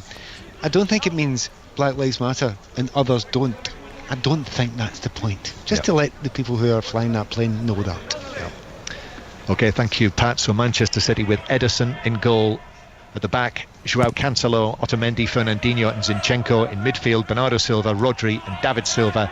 And then up front, Riyad Mahrez, Gabriel Jesus, who came on as a substitute for the injured Sergio Aguero shortly before half-time. He was actually injured in Burnley's conceding of the penalty that made it 3-0, and Phil Foden on the left. Just got to stop it here because Rodri, I think, was caught by the hand of Rodri. No, he was caught by the wind from the hand of Rodri. I mean, honestly. Yes. I mean, seriously.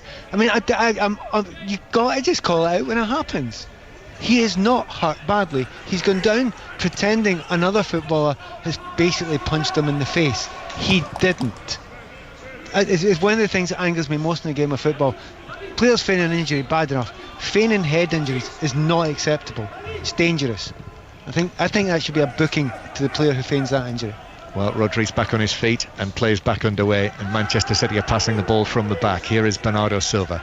If you weren't listening in the first half, the goal scored by Phil Foden, the opening goal, low shot from the edge of the area. Riyad Mahrez, that was the goal of the night so far. A run and excellent finish, and then the penalty. Here's Zinchenko, bring it forward, shoots, it's deflected, and that carried it wide of the post. A wicked deflection, actually. It's heading for the far side of the goal. It deflected it past the near post, but behind, off his own man for a goal kick. And the Burnley side tonight, Nick Pope in goal. It actually came off Bernardo Silva. Pope in goal, Lowton, Tarkowski, Mee and Taylor. Brownhill, full debut tonight. Westwood, Cork and McNeil, Vidra and Rodriguez. And Sean Dyche naming only 7 substitutes tonight, most of them youngsters, and 2 goalkeepers. Pope takes the goal kick, and it flies over the head of both Zinchenko and Brownhill and out of play for a throw-in to Manchester City. So what do Burnley do, Pat, in these circumstances? Tempted to say pray, but I won't. No, you just keep fighting. You battle the way they do. That's what Burnley are. They don't cave in. They don't give up. They will make it as hard as possible. They play with the pride that Burnley teams play with, and they always do. If you're asking me what they do to get back into the game, hope that Manchester City get cut off, to sent off, or indeed take their foot off the gas, and that's maybe that. If Manchester City keep on playing the way they're playing the first half, we all know what the likelihood is. There will be more goals than they could will be for Manchester City. Yeah, they tend not to take their foot off the gas, don't they? They tend to be quite ruthless, but it is an exceptionally busy period of time, hence the reason that Pep Guardiola made 8 changes this evening. He's almost put out 2 different teams, and both of them are superb teams of footballers. But they go to Stamford Bridge on Thursday night, the FA Cup this weekend. The ball's played forward by Zinchenko. Jesus battling for it with Ben Mee. Mee was just able to play it back to Nick Pope, who clears away. I think the bad news for Burnley is it might not be too long before Kevin De Bruyne is sent out there. That's not fair. Because is it really? He is receiving instructions. He's warming up down to our left, and he's receiving instructions. So David Silva, I suspect he won't see out the evening, having started both of these matches. David Silva weaving lovely patterns in the centre circle, dark hair bobbing. Now Cancelo, and then David Silva again takes a touch and then just pushes the ball left-footed out towards the far side. David Silva again. Silva thought about the pass over here to Zinchenko, instead goes back to Rodri, and Manchester City go back towards the halfway line. If you weren't listening in the first half, you just switched us on 5 Live. On 5 Live, what you're listening to now is our commentary with the enhanced sounds of the inside the stadium, as Manchester City have it with David Silva, turns it into the box to Foden. Foden trying to work a position, shoots, it's deflected, and that takes it wider of the goal, and behind for a corner. And on Sports Extra tonight, exactly the same commentary, but with the artificial crowd noise gently bubbling in the background. So you can decide what you prefer and let us know on 5 Live social media. Corner taken short, back to Foden. Foden works it into the box. Now on the right hand side, it's played across, and there in the middle is David Silva to slide it in the 6-yard box and make it 4-0 with only 6 minutes played in the second half. Manchester City 4, Burnley 0. Well, they can't say they weren't warned. That's exactly the same corner kick they played in the first half. It got to Foden, and Foden on the first occasion he smacked the ball into the bottom corner. This occasion he just played it. He played a what could only be called a Kevin De Bruyne pass. In there to the right hand side, cut it across.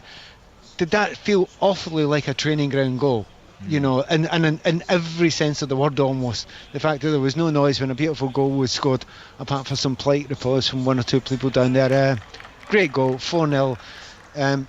I took back that phrase about what do they do now, pray. I will reinstate that phrase now. I think that's what Burnley have to do now. So it's 2 goals from short corners that Manchester City have scored, the opener and the 4th just now. And as Pat Nevin said, just the angle ball from Foden. Bernardo Silva had the freedom of the right side of the penalty area to play it across into the path of David Silva, who has just scored his first goal since October. And 4-0 is the score. So Manchester City just resuming action, and still Kevin De Bruyne warms up. Leroy Sané as well, also among those out warming up, and Laporte too. So some of the older men might make way, as I mentioned. Fernandinho at the back, David Silva in midfield. He's got his goal just before De Bruyne comes on to replace him, quite possibly, as Manchester City go backwards towards the edge of their own penalty area. And now Otamendi will get his head down and bring it forward. Burnley facing the possibility of losing 5-0 for a third consecutive time here at the Etihad Stadium. It's not there yet, still only 4-0. Otamendi playing it across towards Rodri. Incidentally, still 1-0 to Northampton Town in the second of the playoff semi-finals this evening. Cheltenham 0, Northampton 1, which means Cheltenham had a 2-1 lead. That also kicked off at 8 o'clock. Vadane Oliver scored the Northampton goal in the first half. Westwood.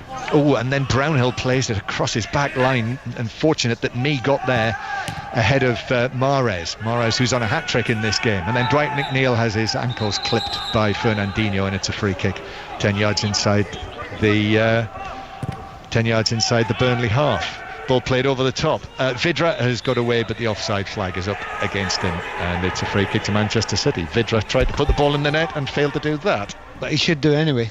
You just keep on going, and in every situation now you do not stop, you keep on going, because the VAR might come into play. Yes, the whistle was blown there, but he's not sure where that whistle came from. So if in doubt, don't muck about, put it in the net, ask questions later.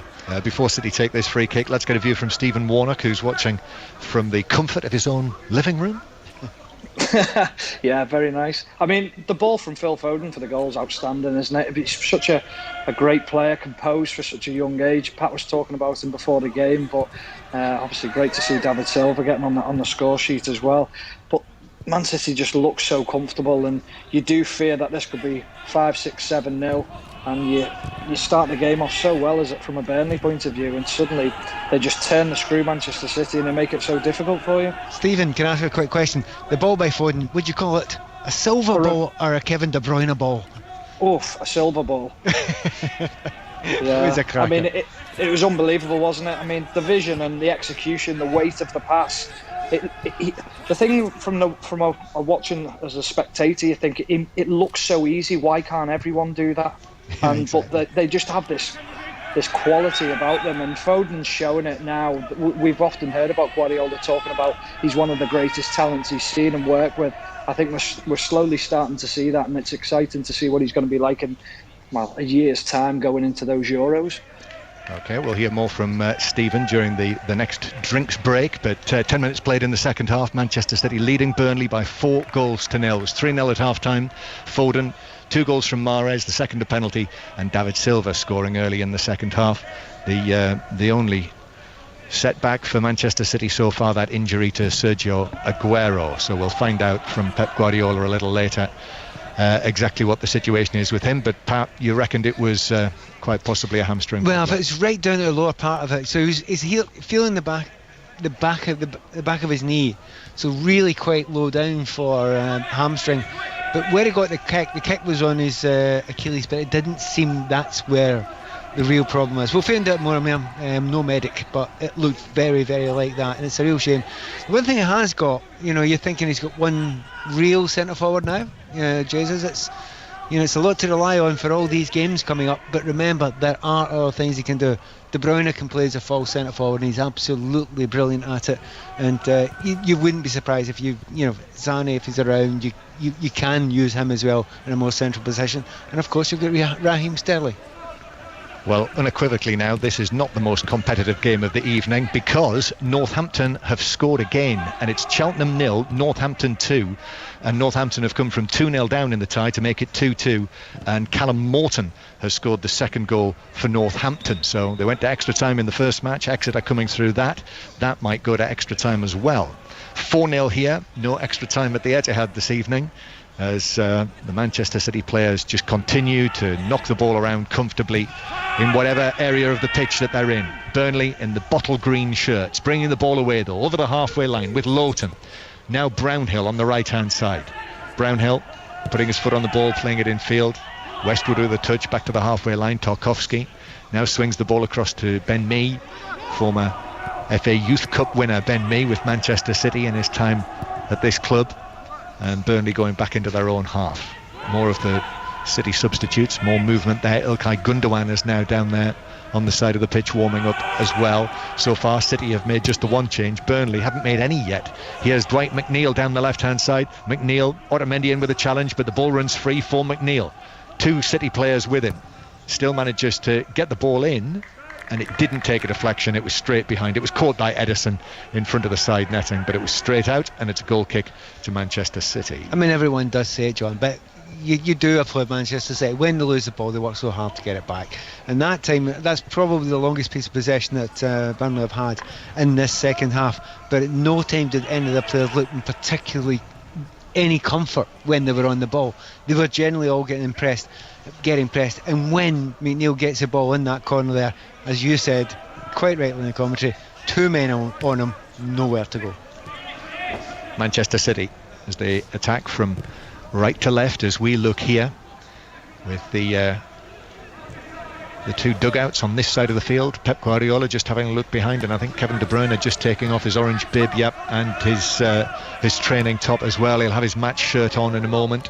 He's stripped off now. De Bruyne will be onto the pitch next time City get a chance. Ball played through into the penalty area. Jesus racing in there, but Ben Mee went to ground, slid, and was able to intercept the ball before it reached the Manchester City number 9. And the ball is deflected out of play for a City throw on the far side. Kevin De Bruyne very casually, Pat, all of the substitutes are sitting socially distant, and he's sitting halfway between the back of the dugouts and where we sit here. He just very casually gets to his feet and walks down and prepares to join the action. But actually it's going to be Burnley who make the first of the current changes, and one of the front men, Jay Rodriguez, is going to be withdrawn and to be replaced by the Dutch fullback Eric Pieters. So Sean Dyche is going to change things a little, and a double change now as well for Manchester City. Kevin De Bruyne and also Aymeric Laporte coming on. So Mahrez won't get his hat-trick tonight. He is the midfielder making way. Yeah, he's played really well, hasn't he? And he could have a great end to the season. It may be very, very important for him as well, because there's been long periods where he hasn't got many games. He's got a little bit of an opportunity here, and he's certainly made good use of it. 2 goals tonight for Mahrez, his first goal since January the 2nd, and the first of them was an absolute beauty, wasn't it, Pat? Yeah, I mean, I'd been complaining for about 10-15 minutes saying, leave him alone, give him space, just allow him to take on his defender, and he had 2 on him, but the dummy was superb, cut back himself, and then his second dummy made just half a yard, and he fired, he whizzed it past the goalkeeper. He's got rubber legs, and you just have no idea where they're going to go, and they completely befuddled the defender. It's a great goal, and a very good penalty kick is too. So 1 change for Burnley, changes number 2 and 3 for Manchester City. The score, Manchester City 4, Burnley 0, and City back into the action. De Bruyne straight into the action. Foden, Zinchenko. This is all on the left-hand side for Manchester City. Now it goes back to Rodri, and Rodri will lift the ball out towards the far side. That's a little short for Otamendi, and Vidra was in, and then Cancelo with a challenge, and he bowls him over. That's probably best part of 30 yards from goal, and it's a yellow card. But Vidra was heading towards the penalty area, but I think they were covering defenders, and so just a yellow card for the Manchester City right back. Yeah, there's a poor ball back there. Too much. I mean, that's the one complaint you make about City now and again. They are a little bit slack at the back, and it has cost them in the past there. There's not a massive grab in the shoulder there. However, you're absolutely right.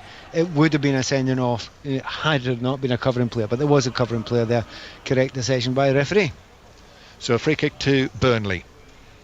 This is at the end where the Burnley supporters would be if these matches weren't being played behind closed doors. Instead, the Manchester City video wall, or one of the video walls, is just to the left of the goal as we look, with Manchester City fans rather spookily peering at the action from close range.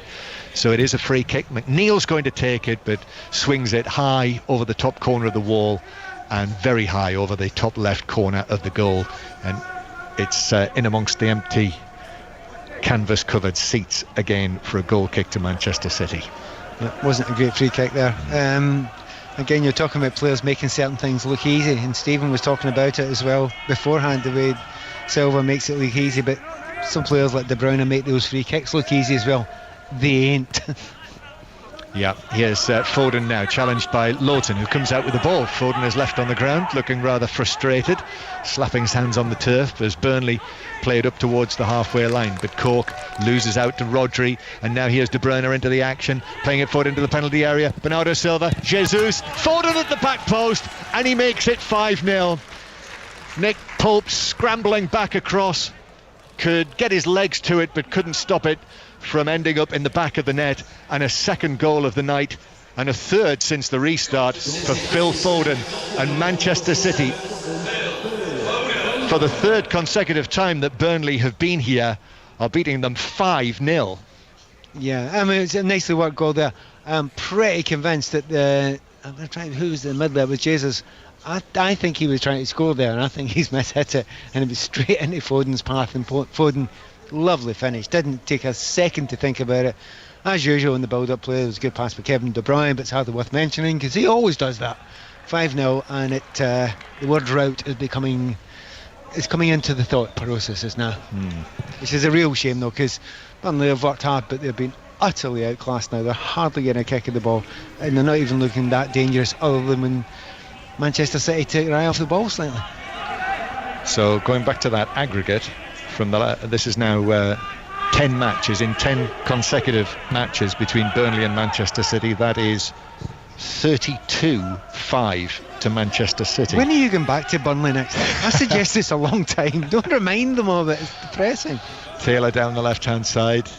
That I don't know what, maybe it's maybe an extra factor is the fact that Manchester City, this is their second game back. It's Burnley's first match back. It doesn't always work that way, because certainly looking at Aston Villa against Chelsea, Aston Villa, certainly they were, and Chelsea were their first match. They looked a livelier, sharper side. It just doesn't work. It's the team that's up for it. Eric Peters down the left-hand side, winning a corner for Burnley, their first of the match, and Manchester City having to defend a set piece. Shock. Yeah, I mean, this is where the best chance is, isn't it? Generally, if they can get any, well, not necessarily corners, because they're not going to get a great deal of them, but set pieces there. Do you know, see if they take it short, you'll be so gutted. This is your one chance to go and whip one in there and attack it.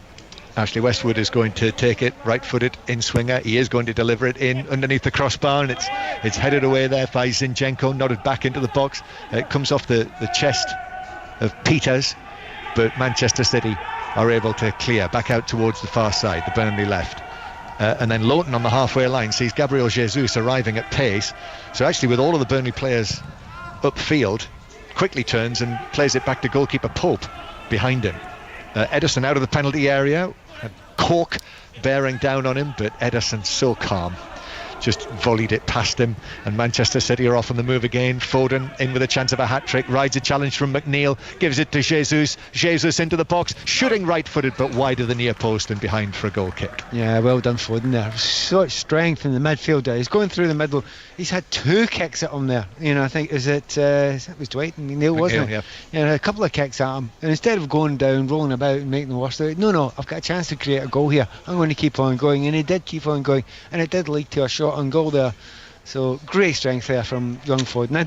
I mentioned during the first game, I thought he has filled out a wee bit in a good way. Looks a little bit stronger now, even just with that little break. And at that age, sometimes players do take little spurts of not necessarily height growth, but physique growth, and he looks as if he has a little bit. 5-0 Manchester City lead. It is still Cheltenham 0, Northampton 2, so that's 2-2 on aggregate in the second of the League 2 playoff semi-finals. And more Premier League football for you. We'll have it all covered over the course of Tuesday, Wednesday, Thursday. The significance of this in terms of when Liverpool clinch the title is that they can't win it on Wednesday night. You'll hear Liverpool Crystal Palace on Wednesday evening, but it will go beyond Wednesday, and then we'll have commentary on Chelsea against Manchester City amongst our commentaries on Thursday evening live from Stamford Bridge. And here is De Bruyne now. De Bruyne to the edge of the area and shooting right-footed wide by a couple of yards. He's hopeless, him. Okay, so he did everything right, but you knew he was going to. I think if you're not 5-0 out, I think De Bruyne goes and slips another player in, doesn't he? He does what would be the right thing, but 5-0 up, he just come on, desperate to get a goal. He has a shot there with his right foot, not quite up to speed, and drags it a little bit. And for Kevin De Bruyne, it's a shock really that it's not on target. So another drinks break here, the second of the match, halfway through the second half. 5-0 to Manchester City. Let's get another word from Stephen Warnock, who's watching from afar. Phil Foden continues to impress. Stephen. Well, we spoke about Harry Kane before the game and the service that he will probably be lacking at Tottenham. You think about the Euros next season and the possibility of Foden playing in and around him. He's just such the vision, the execution of the pass, everything that he sees, it's just phenomenal for his age, and he's just getting better and better as the game goes on. I was quite disappointed to see his frustration after the goal, still moaning about a decision not given against him. Enjoy the moment of scoring the goal because it's such a great thing to do. But this is just so easy for Manchester City now. You're looking at Burnley and they're lost in what to do. Sean Dyche obviously making a substitution, bringing Peters on, taking a forward off, just trying to shore it off. But they just don't have any options at all, and it's so difficult for Burnley to get any momentum and try and even get up the pitch in decent positions to even end free kicks and corners. Stephen, one of the interesting things is I've always thought about Foden. They've talked about him for a long time. So he's had that in his game. He has got the vision, he has got those skills. But they must have been enhanced so much by playing with David Silva, by playing with Kevin De Bruyne, by seeing what they do, by seeing how they see the game. And it's hard to tell how much of it is what the young man had innately and what he's learned from those guys around him.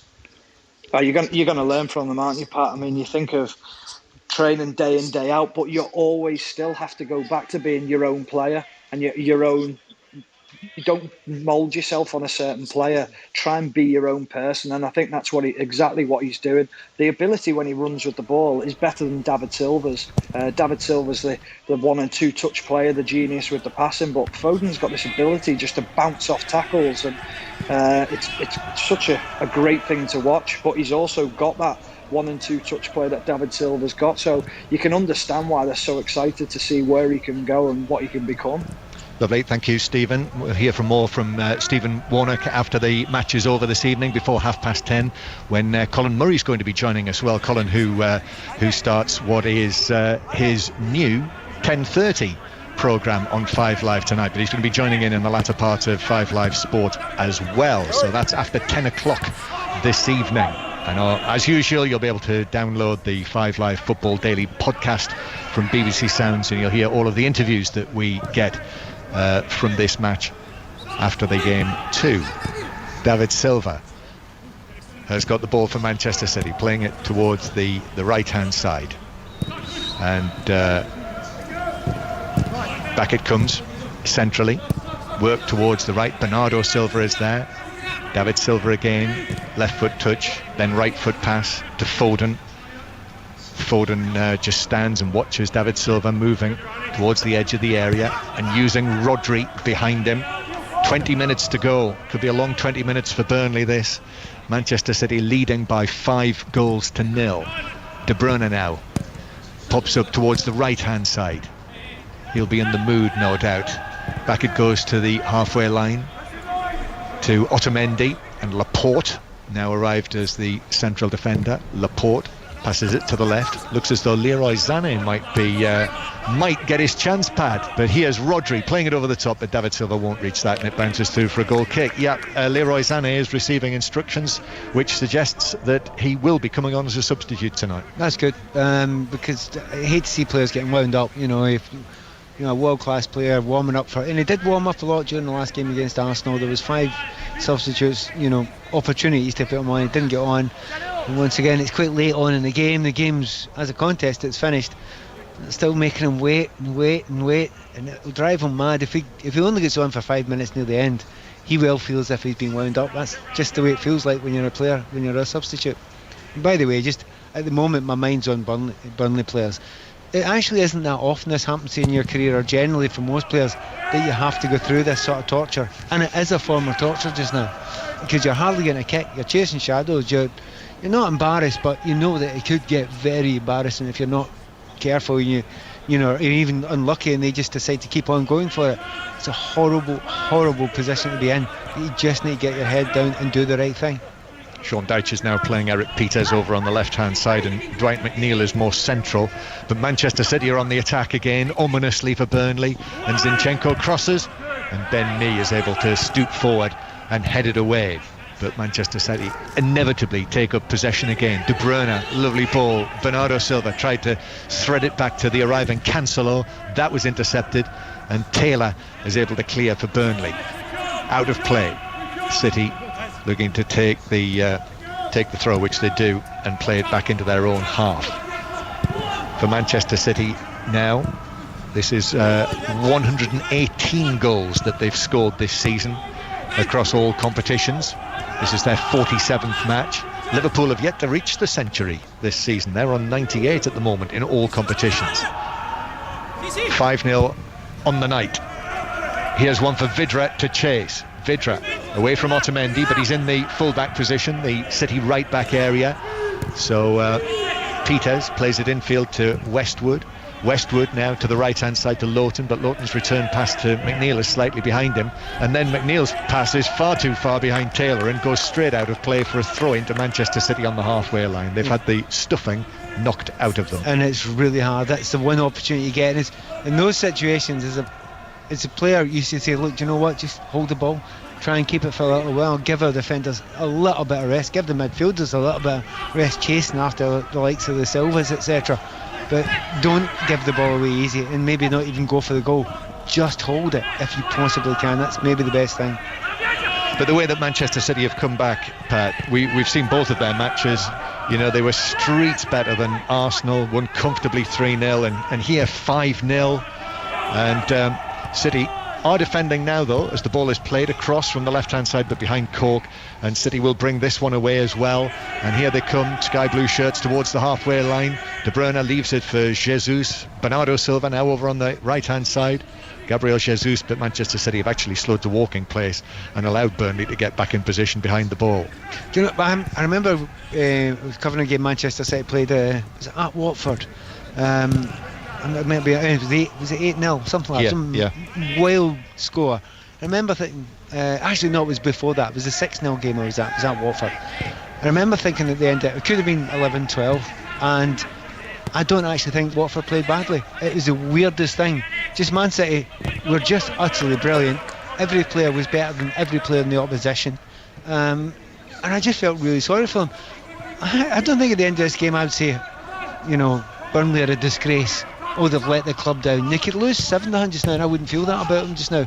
They have worked hard, but player for player, they are so far behind, and you can't help that. It's just the quality. Yeah, it was back in September here, the 8-0 against Watford. Bernardo Silva scored a hat-trick in that one. I'm not sure Phil Foden's going to be able to get the chance to score a hat-trick, because the word is that Leroy Sané is going to come on to replace Foden, who's got 2 goals on the night, as did Riyad Mahrez.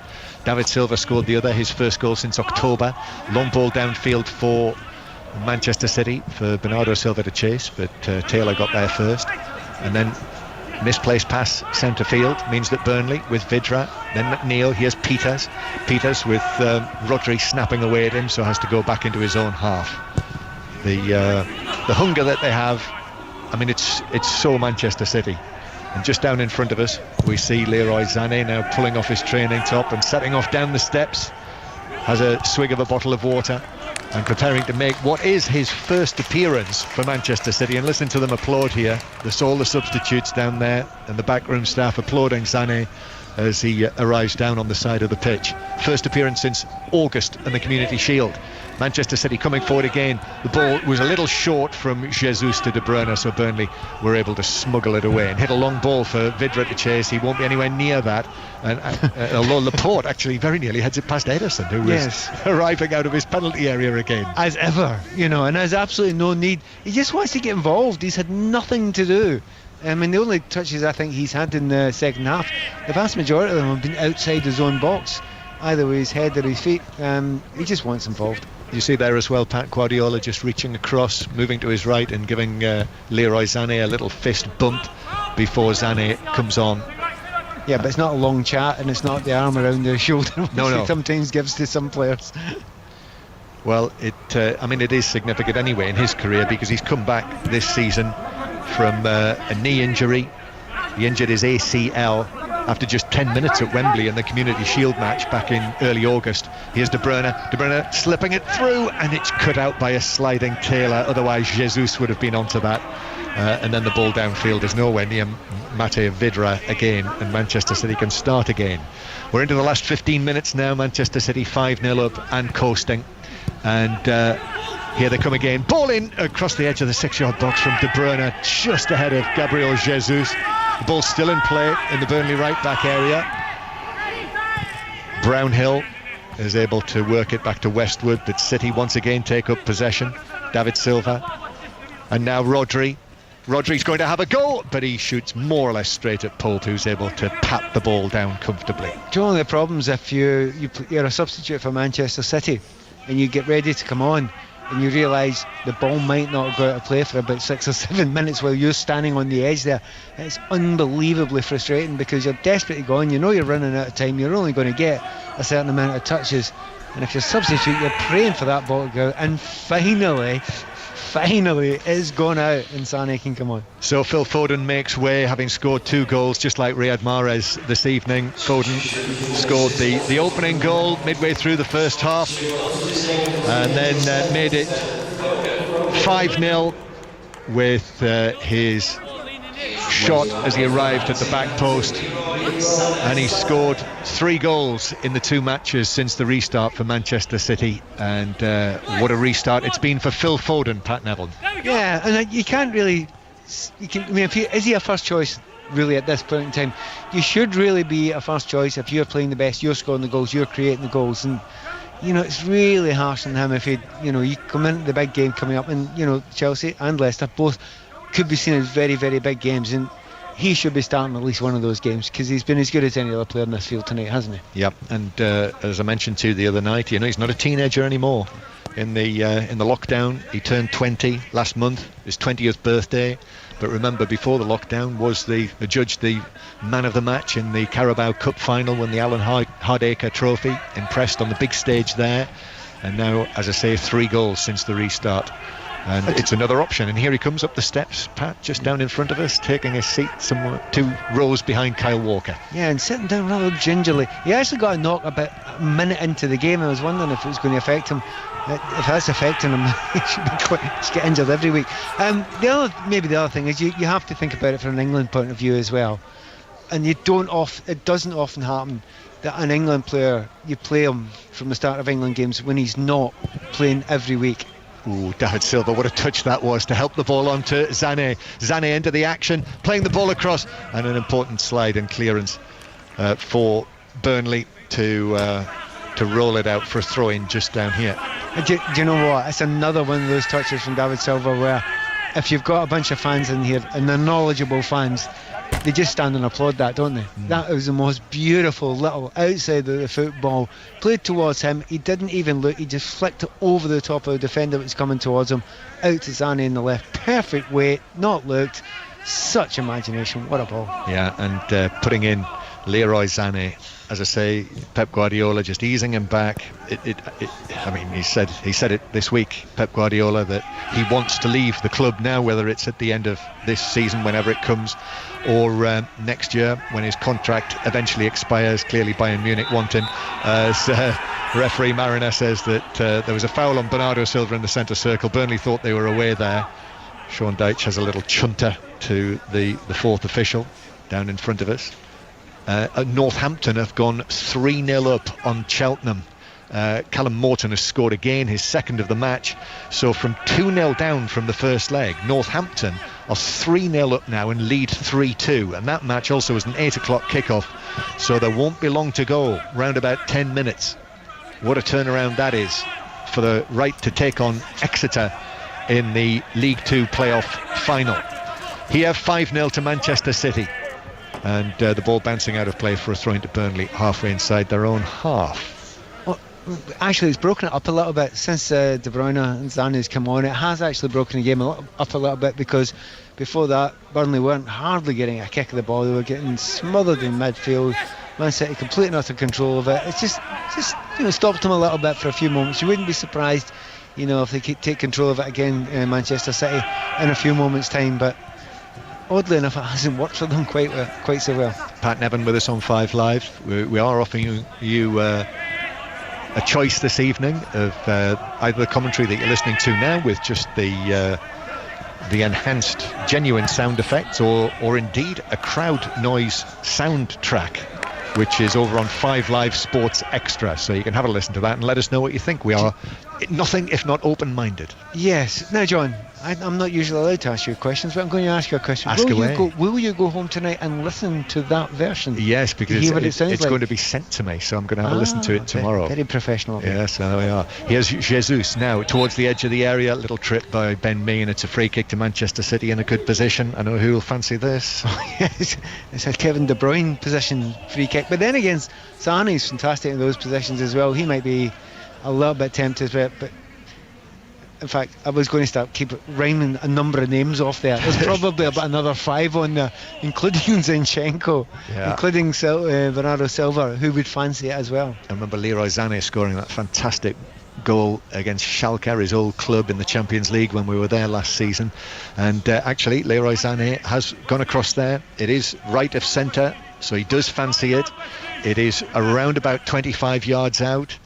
It's asking quite a lot, having just come back into the action for the first time since August, but he is going to take the responsibility with the free kick. So Leroy Sané, the wall is lined up, and the young German comes up and hits this free kick left-footed into the wall. It bounces down inside the box. David Silva tries to reach it, but Manchester City, Burnley have been able to carry it away, and actually there's a free kick in there, a little foul, and it's a free kick to Burnley for the challenge on Westwood. And then a long ball over the top, a high one for Vidra, who rather in tired fashion swings a leg at the ball. He was trying to do something outrageously spectacular there and actually missed contact on the ball. Do you know, it's interesting when Ederson gets the ball, he doesn't always look for the right back or the left back, which is the safer pass. He's much keener to play the ball straight into a centre midfield player, which is precisely the ball for about a century every goalkeeper was told never ever to play. But that is his preferred ball, and I think that's something they work on, because it drags the midfield of the opposition in and creates space behind them. It's a clever play, a dangerous one. 5-0 to Manchester City. As I say, they go to Stamford Bridge on Thursday night, then the FA Cup tie on Sunday evening.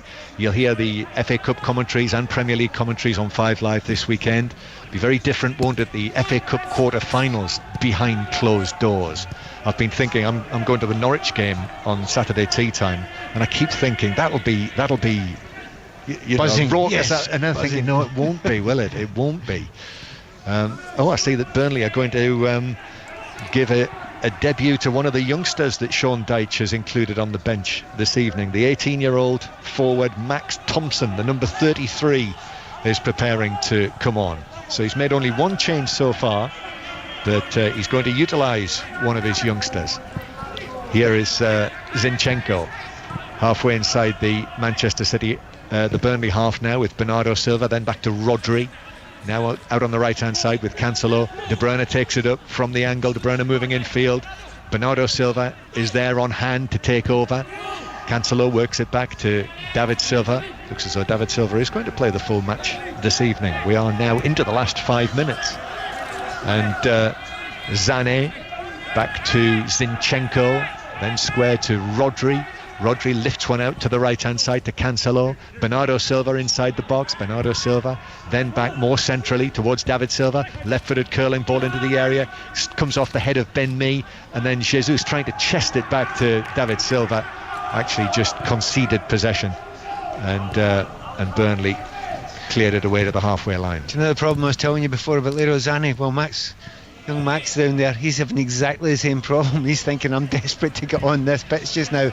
He's been there for about 3 minutes, and there's only 3 minutes plus injury time to go. Sané, De Bruyne now inside the penalty area. Kevin De Bruyne on his left foot, lifts the ball across to the back post. Shot from Bernardo Silva, blocked by Taylor for Burnley. and the ball ricochets away into the Burnley left back area, and Charlie Taylor eventually clears left-footed, but only onto the chest of Rodri. And now David Silva again. They're still hungry, Manchester City. They're looking for a sixth goal. Sané has a goal from 23 yards out, but leaning back sends it wide and high of the top left corner. And the change, we'll see Vidra replaced by a young man who was born in Macclesfield. He's a former Manchester United and Everton youngster who signed for Burnley in December, and the 18-year-old number 33 Max Thompson comes on for his Burnley debut here at the home of Manchester City. It's classy of Sean Dyche, usual thing. He always knows what to do for the right situation. You don't bring on a young defender there if you can help it in this situation. 5-0 down, playing against some of the best players in the world. It could be a difficult baptism for him, but bring on centre forward, it should be okay. Give him a little run out. 90 minutes, not too far away from being up. Just about 90 seconds plus added time to play, and Burnley with a throw in that they're in no hurry to take in the Manchester City left back area. It's going to be taken by Lowton. McNeil, then Lowton, back to, it's very congested in there. McNeil trying to find some space, but Zinchenko is able to work the ball off him and actually play it out of play. It's going to be 2 minutes of added time, just 2 minutes. So that's with all of the substitutions and a drinks break. That's what's called kindness. That's what that's called, kindness. There's not one player out there that will complain about that. There really isn't. It's just painful to some degree. I mean, they've not given up. If you keep on saying that, they haven't given up. Haven't stopped trying. They've put the effort in there, but this game's been over for a long, long time, and it's just exhausting those players out there. And funnily enough, I saw something a few moments ago, which is hard to imagine happening about players who care. And by the way, City are doing the usual, playing out to the back, so you're scared to start a sentence in case it goes wrong. But I think they're just deliberately playing it in an incredibly tight area, but they managed to play it long, and maybe that's why they don't play it long, because they lost possession. Tarkowski came over to the side there and had a word with Sean Dyche, and both of them were laughing. How often do you see a Premier League manager and centre-back having a wee giggle at 5-0 down? But you kind of get it, because it's not that they don't care, it's that they understand. So it is 5-0, Manchester City still knocking the ball around. If you haven't been listening, if you haven't heard, the 5 goals, the first one scored by Phil Foden. It was after a short corner. That was halfway through the first half. Foden, good low finish with a shot into the bottom corner. The second goal, I think, was the pick of them, mind you. However, it was a thrilling goal scored by Riyad Mahrez, who was set away down the right-hand side, beat Charlie Taylor and drilled the ball across and in. And here come Manchester City again on the right-hand side. Cancelo's ball across is picked up, though, by Pope at the near post. So Mahrez for 2-0. The third goal was the penalty, which was conceded by Ben Mee. It was given by VAR, actually, and Aguero was injured in the process and was substituted, so we'll find out later how he is. But Riyad Mahrez took the penalty, scored it into the bottom corner. 3-0 at half-time. The fourth goal early in the second half, a Foden reverse pass for Bernardo Silva, right side of the area, who played it across for David Silva to slide in the 6-yard box. And the fifth goal was that flowing move to Bruyne, who just come on to Bernardo Silva across to Jesus, and then Foden applied the coup de grace, forced it in with his shot at the back post past Nick Pope.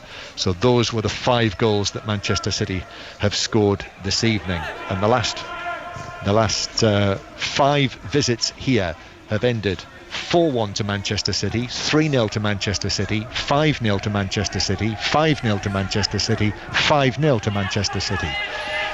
One-way traffic. What have you got against Burnley? Well, honestly, nothing personal, I can assure you. No. It is hard, and it's not a bogey team. It's nothing got to do with that. It's, they have tried to play their 4-4-2 as much as they possibly can. It is open to some degree, but Sean Dyche he's not been stupid there. He's tried other things against Manchester City, and they didn't work either. And I think what Sean's attitude is, I might as well go down having a go. Mm-hmm. And they tried to have a go. Yeah, we're starting with the 2 up front. Here's De Bruyne. De Bruyne manages to get away from Brownhill, but then just tugged back by Tarkowski. De Bruyne is not impressed with that and actually remonstrates with him. They're laughing at each other, they're bumping into each other and laughing at each other as if we should be taking this seriously. We don't have to anymore. Oh, that's it, Pat. There is the final whistle. So Manchester City have indeed won again 5-0 against Burnley here. 2 goals for Foden, 2 for Mahrez, one of them a penalty, the other from David Silva, his first goal since October. And the win means that Liverpool's lead at the top is now down to just the 20 points, but it means that it will go beyond Wednesday before Liverpool can clinch the title, so that Liverpool cannot do it on Wednesday night against Crystal Palace. Liverpool still need a maximum of 5 points, but if Liverpool win on Wednesday and Manchester City don't on Thursday at Chelsea, then that will be it, and Liverpool will be confirmed as champions, and both matches are 5 live commentary games. But tonight, Pat Nevin, it was Manchester City's hands down. Yeah, it wasn't in doubt after probably the second goal, and that was probably finished it. And after that, completely controlled, and worryingly and concerningly for Burnley, there were other gears if Manchester City wanted them, and 5-0 was not a flattering scoreline in any way for Manchester City. And there were things to enjoy. If you see brilliant players playing rather brilliantly, said it against Arsenal, I'm saying it again tonight, and we did see a bit of that tonight. Some fantastic play, but the pick of the bunch for once, not Kevin De Bruyne, this time Phil Foden. And one thing to certainly sour the evening was what happened right at the start of the match, when a plane, I think it was a plane, flew over the ground carrying a banner which read White Lives Matter - Burnley, and this was while the players were taking a knee on the field. But Burnley, before half time in the match, Burnley Football Club had issued a statement and apologised for that action, and say that they will be doing their utmost to try and identify whoever was responsible for that. So we will hear in due course from the various managers and players involved in what was a comprehensive win for Manchester City tonight. 5-0, they've beaten Burnley here this evening. Also today, Exeter through to the League 2 playoff final. Cheltenham were 2-0 up from the first leg against Northampton Town. However, Northampton currently 3-0 up with less than a minute to play of the 7 minutes of added time. We'll bring you the full-time score in that when we have it, but it looks as though Northampton will be joining Exeter in that League 2 playoff final. On the game between Manchester City and Burnley, Darren said England have some great youngsters coming through, none better than Foden, balance and passing like nothing we've seen from a young Englishman. Sam talks about Foden as being England's future captain. Did he stand out for you, Pat Nevin? Yeah, he stood out because he was the best player on the pitch tonight. There was a lot of good performances. Obviously, the Silvas did very well, as they always do. But he really stood out because he had everything about his game tonight. You know, good energy, tackles well, runs with the ball, just as John was saying and Stephen was saying before, brilliantly. But he's also got that fantastic eye for the pass that the great players that Manchester City have all got. I mean, there's 3 or 4 of them, and he's up there with that capabilities. And you know, as an outsider, you know, as a Scottish person, I look at that and I think I'd build my team around him. And I don't just mean Manchester City, I mean England as well. He for the future, you know, if you've got a player of that standard, if they're Spain, they just make him core. You know, the Xavis and the Iniesta, they make them core, and they make them core to the team early on. And if England are really going to take that next step on, you just think, well, turn to him. And I know, and I'm somebody who watches Chelsea a lot, there's a lot of great young midfielders, a lot of them. But he is extraordinary, and he's got a vision that I don't think any of the others have. Stephen Warnock also joining us to look back at that game. Stephen, you look at Manchester City's performance tonight, the fact that it was not quite a second string Manchester City starting 11, but not far off it. And you compare that with Liverpool's performance, albeit their first rather than City's, who it was their second, against Everton. And even with all those kind of arguments in place, can you believe there's a 20-point gap at the top of the Premier League table? Well, it's very difficult to say after the restart, isn't it? Because Manchester City have had a period to go away and reflect and get players back fit, and you're looking at that. But Liverpool have deserved to be way ahead. I think when both teams are at their very best, and they have everyone fit, I think it's very hard to call who's the better team. I think City have obviously had a lot of injuries this season, and also winning 2 titles on the bounce and going to defend it for a 3rd time. I think their minds have been a little bit on the Champions League, but there's no doubt in that they're an incredible team. But Liverpool, they do deserve to be that far ahead because of the way they've played this season as well. I think last night it was always going to be difficult because it was a derby game, remember, that they were playing. I know there's no fans there, there's no crowd, but Everton were never going to come out and sort of let Liverpool dominate the game and let them try and sort of get points at Goodison straight away. That was never going to happen. Yeah, and you would think the same thing, Pat, with Burnley against Manchester City, and I know about Burnley's record against City at the Etihad as well. But Jordan got in touch to say a Premier League club should never be as dominated as Burnley have been here. It's a disgrace, he said. How big was the gap, and was there anything more that Burnley could have done about it? No is the answer, and a very, very strong no. The reason being, we talked about an 8-0 game with Watford. I've watched Chelsea getting stuffed here. Was it 5 or 6 last season? They can do it to anyone. They can do it to absolutely anyone. And I would suggest they could do it to anyone in world football when they're on the game. This is an incredible team with incredible players. So to have a go at Burnley with their limited resources in comparison to Manchester City, I think it's a bit rich. And I think that's really, really unfair. There is a massive chasm between the two clubs. That's not just in talent, that's in finance as well. So it's a bit unfair to go for that in Burnley. If they chucked it, I'd be having a dig at them. They don't chuck it. They give the best they've got. It's just not been enough. Not enough against Manchester City at the Etihad this evening. City won by 5-0. It means that in terms of the Premier League title, Liverpool cannot win it on Wednesday.